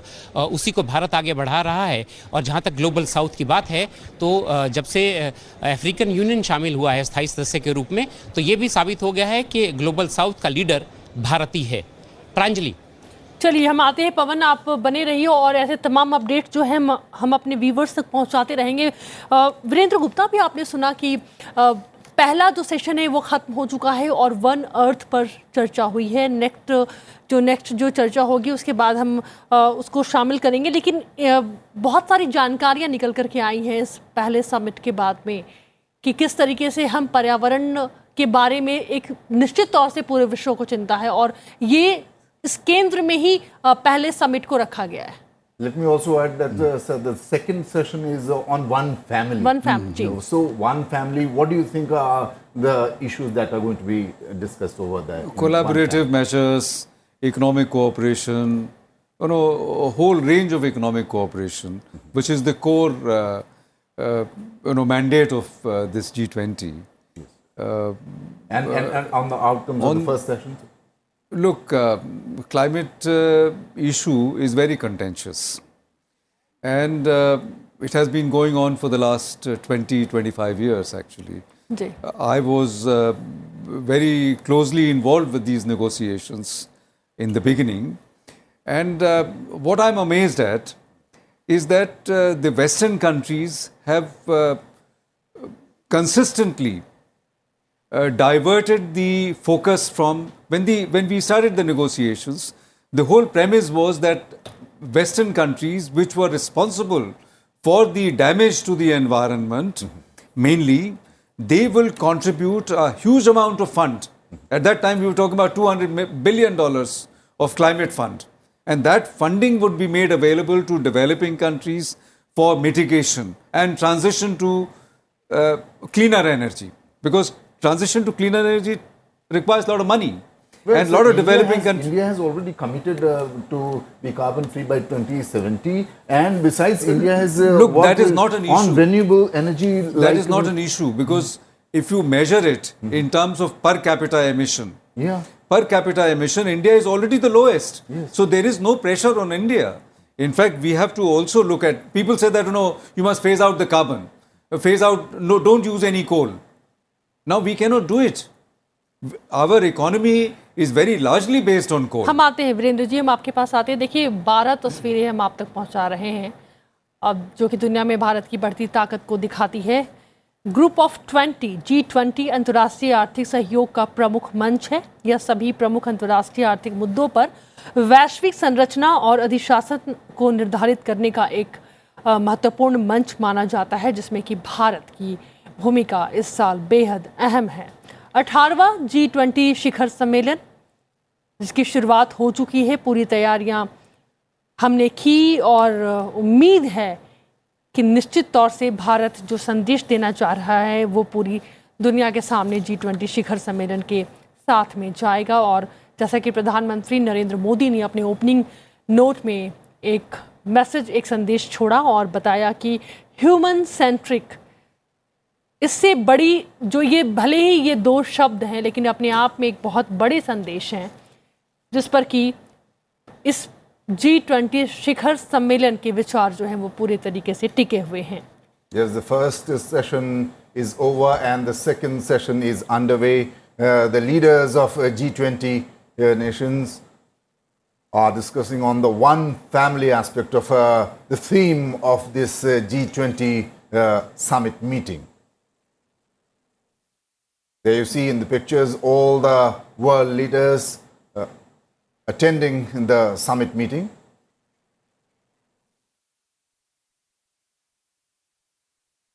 This is the start of the second session. और आप सभी के सहयोग से नई Delhi G20 leaders summit declaration पर सहमति बनी है।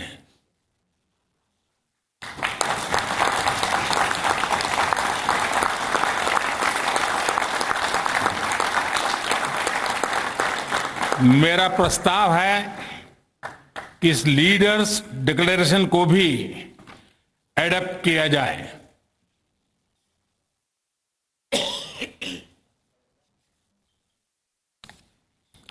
मैं इस डिक्लेरेशन को एडप्ट करने की घोषणा करता हूं।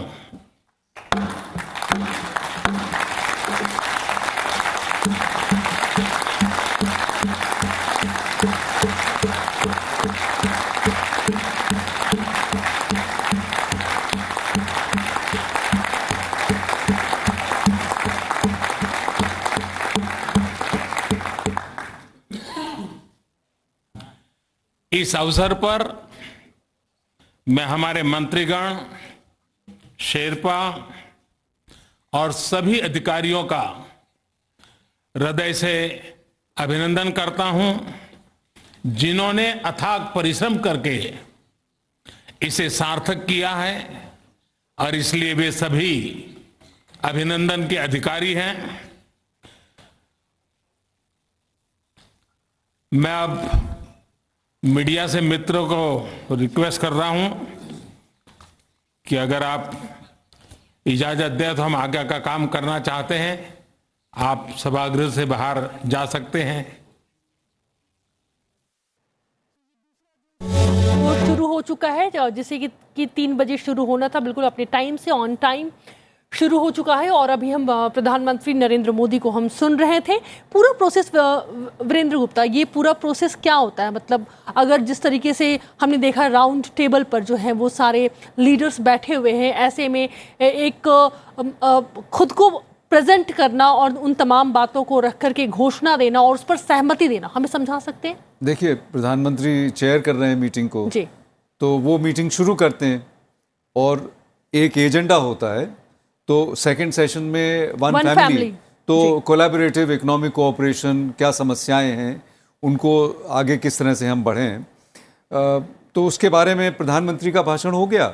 उसके बाद में दूसरे लोग, ज़रूरी नहीं है कि हर देश हर मुद्दे पे बोले, तो पहले नाम लिखाना पड़ता है, बताना पड़ता है कि हम उसमें बोलना चाहते हैं। तो जो भी बोलना चाहेगा, कंट्री का हेड ऑफ डेलीगेशन, माने जो हेड ऑफ स्टेट है, इस वक्त में समिट मीटिंग है, तो उसमें जो भी राष्ट्रपति, प्रधानमंत्री जो भी बोलना चाहेंगे वो उनके नाम होते हैं, पहले से नाम लिख दिए जाते हैं। तो उसी ऑर्डर में प्रधानमंत्री उनको इनवाइट करेंगे। टाइम की लिमिट होती है कि 2 घंटे का सेशन होना है, तो 2 घंटे में जितने भी अगर ज़्यादा स्पीकर्स हैं तो उनका टाइम लिमिट कर दिया जाएगा कि 5-5 मिनट बोलना है, 10 मिनट बोलना है, तो उस हिसाब से ऑर्गेनाइज करना पड़ता है। Mr. Mishra, what is a leader's declaration? Can we explain this for our viewers that has been adopted, as the Prime Minister mentioned? I don't think so, because the summit is not over yet. I'm not able to frankly understand it. A leader's declaration means that there is a document, a communique, a declaration that has been agreed among all the heads of state, heads of government, or heads of delegation present in this summit. And then the Prime Minister said that here is the leader's declaration on which there is agreement. And then he paused for some time and then he declared it adopted. So if that is the case, then there is a declaration. That's what. But is it a declaration? I mean, I'm actually a little bit confused because it sounds too good to be true in the middle of the summit. If it is, it's fantastic news. Yes. Jayant Krishna, आपका भी reaction इस पर, इस point पर अगर आप देना चाहें कुछ?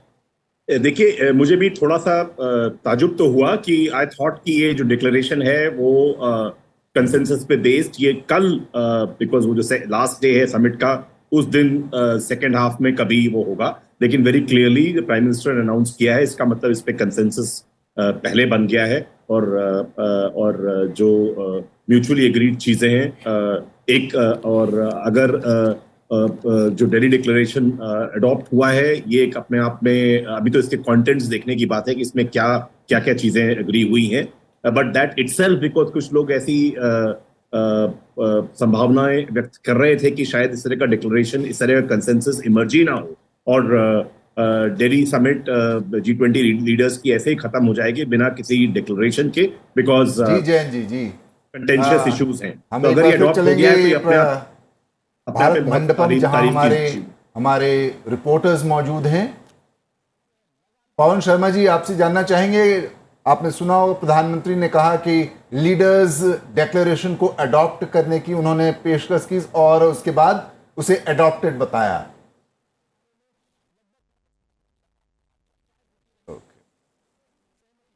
चलिए, अभी फिलहाल हमारा संपर्क उनसे नहीं हो पा रहा है। हम बात करते हैं अब, जयंत कृष्णा से हमारी बातचीत हो रही थी। जितेंद्र नाथ, हम आपसे समझना चाहेंगे कि अभी ये दूसरा जो सेशन है वो भी शुरू हो चुका है। कुछ, क्योंकि आप लोगों के पास अनुभव है तो आप हमें समझा सकते हैं बहुत अच्छे से कि ये जो सेशंस होते हैं, इस सेशन के बाद में क्या हर टॉपिक के बाद कुछ कंक्लूजन निकलता है, उसके बाद उस पर सहमति बनती है, क्या प्रोसेस क्या होता है सर? देखिए, ये स्ट्रक्चरली होता है, एक मुद्दा, उसके बाद दूसरा मुद्दा, तीसरा मुद्दा, और सहमति होती है। लेकिन मल्टीलैटरल डिप्लोमेसी में ये बात है कि nothing is agreed until everything is agreed, क्योंकि जो बातें होती हैं वो कॉरिडोर्स में होती हैं, सिर्फ मीटिंग में नहीं होती है, चाय पे होती है चर्चा, और आपस में वो डील बना लेते हैं कि भाई आप इस बात पर हमारे साथ सहयोग करें, तो दूसरी जो पार्टी है वो कहती है ठीक है हम करेंगे, लेकिन आप कृपा करके हम पे इस बात पर सहयोग करें, तो वो डील बन जाता है। तो जयंत कृष्णा, यहाँ पर मैं आपको रोकना चाहूंगी। एक बार फिर से मैं अपने व्यूवर्स का ध्यान स्क्रीन पर ले जाना चाहूंगी। तस्वीरों में हम देख पा रहे हैं दिल्ली में G20 शिखर सम्मेलन के आयोजन स्थल यानी कि प्रगति मैदान भारत मंडपम में प्रधानमंत्री नरेंद्र मोदी, अमेरिका के राष्ट्रपति जो बाइडेन, ब्राजील के राष्ट्रपति लुइस इनासियो, दक्षिण अफ्रीका के राष्ट्रपति सिरिल रामाफोसा और विश्व बैंक के अध्यक्ष अजय बंगा एक साथ हाथ मिलाते हुए। ये तस्वीर आज की मैं कह सकती हूँ कि picture of the day. Jayant Krishna,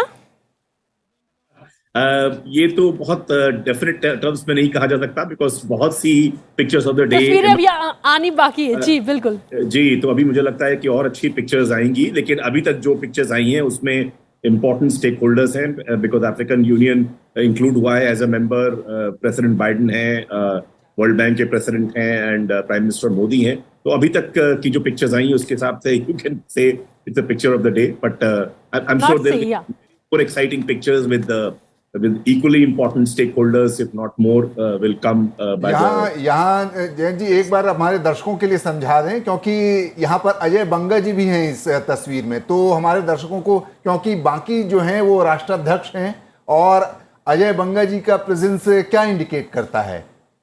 वो एक वर्ल्ड बैंक के हेड कर रहे हैं। जी, वो वर्ल्ड बैंक के प्रेसिडेंट हैं, इंडियन ओरिजिन के हैं। उन्होंने अपनी पढ़ाई IIM अहमदाबाद से MBA किया था, PGDM किया था उन्होंने, तो ये एक इंडिया के लिए प्राइड की बात। चलिए जयंत कृष्णा, हम आते हैं आपके पास में। प्रधानमंत्री नरेंद्र मोदी ने अभी कुछ देर पहले क्या कहा था, ये हम आपको सुनाते हैं। ये सेकंड समिट की बात कर रहे हैं। यहां से अगर इस बात को समझने की कोशिश की जाए तो ये एक बहुत बड़ी उपलब्धि है। प्रधानमंत्री ने क्या कुछ कहा इस डिक्लेरेशन को लेकर, आइए एक बार आपको फिर से सुनाते हैं। हमारी टीम्स के हार्डवर्क से और आप सभी के सहयोग से नई Delhi G20 leaders summit declaration पर सहमति बनी है।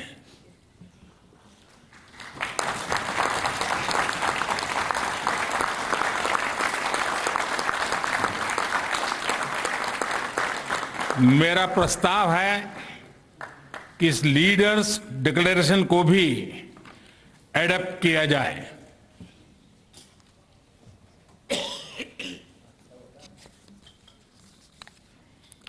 मैं इस डिक्लेरेशन को एडप्ट करने की घोषणा करता हूं।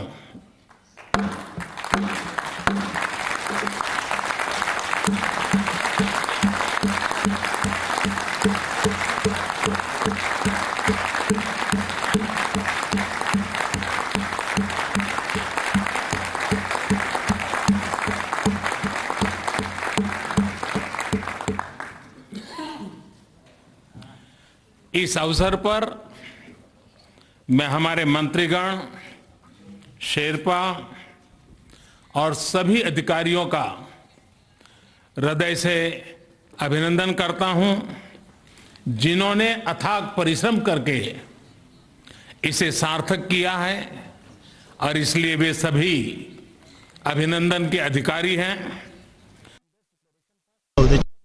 G20 is a premier platform for international economic cooperation, and it was never sustainable that you could have such a platform exclude a continent of more than 1.4 billion people. Africa is an integral part of the global economy.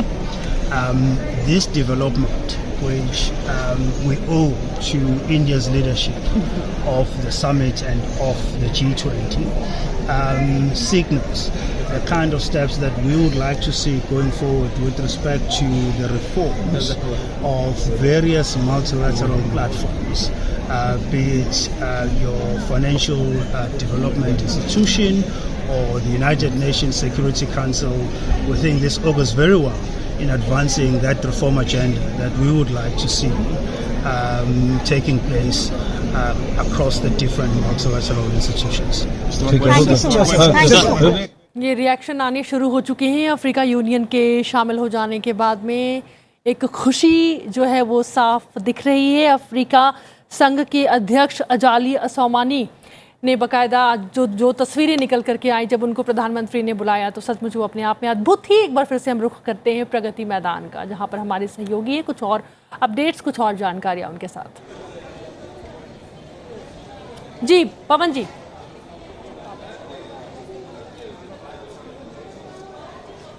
जी पवन बताइए क्या updates हैं? अभी हमने सुना, प्रधानमंत्री को भी सुना था, अभी हमने दी गई है कि जो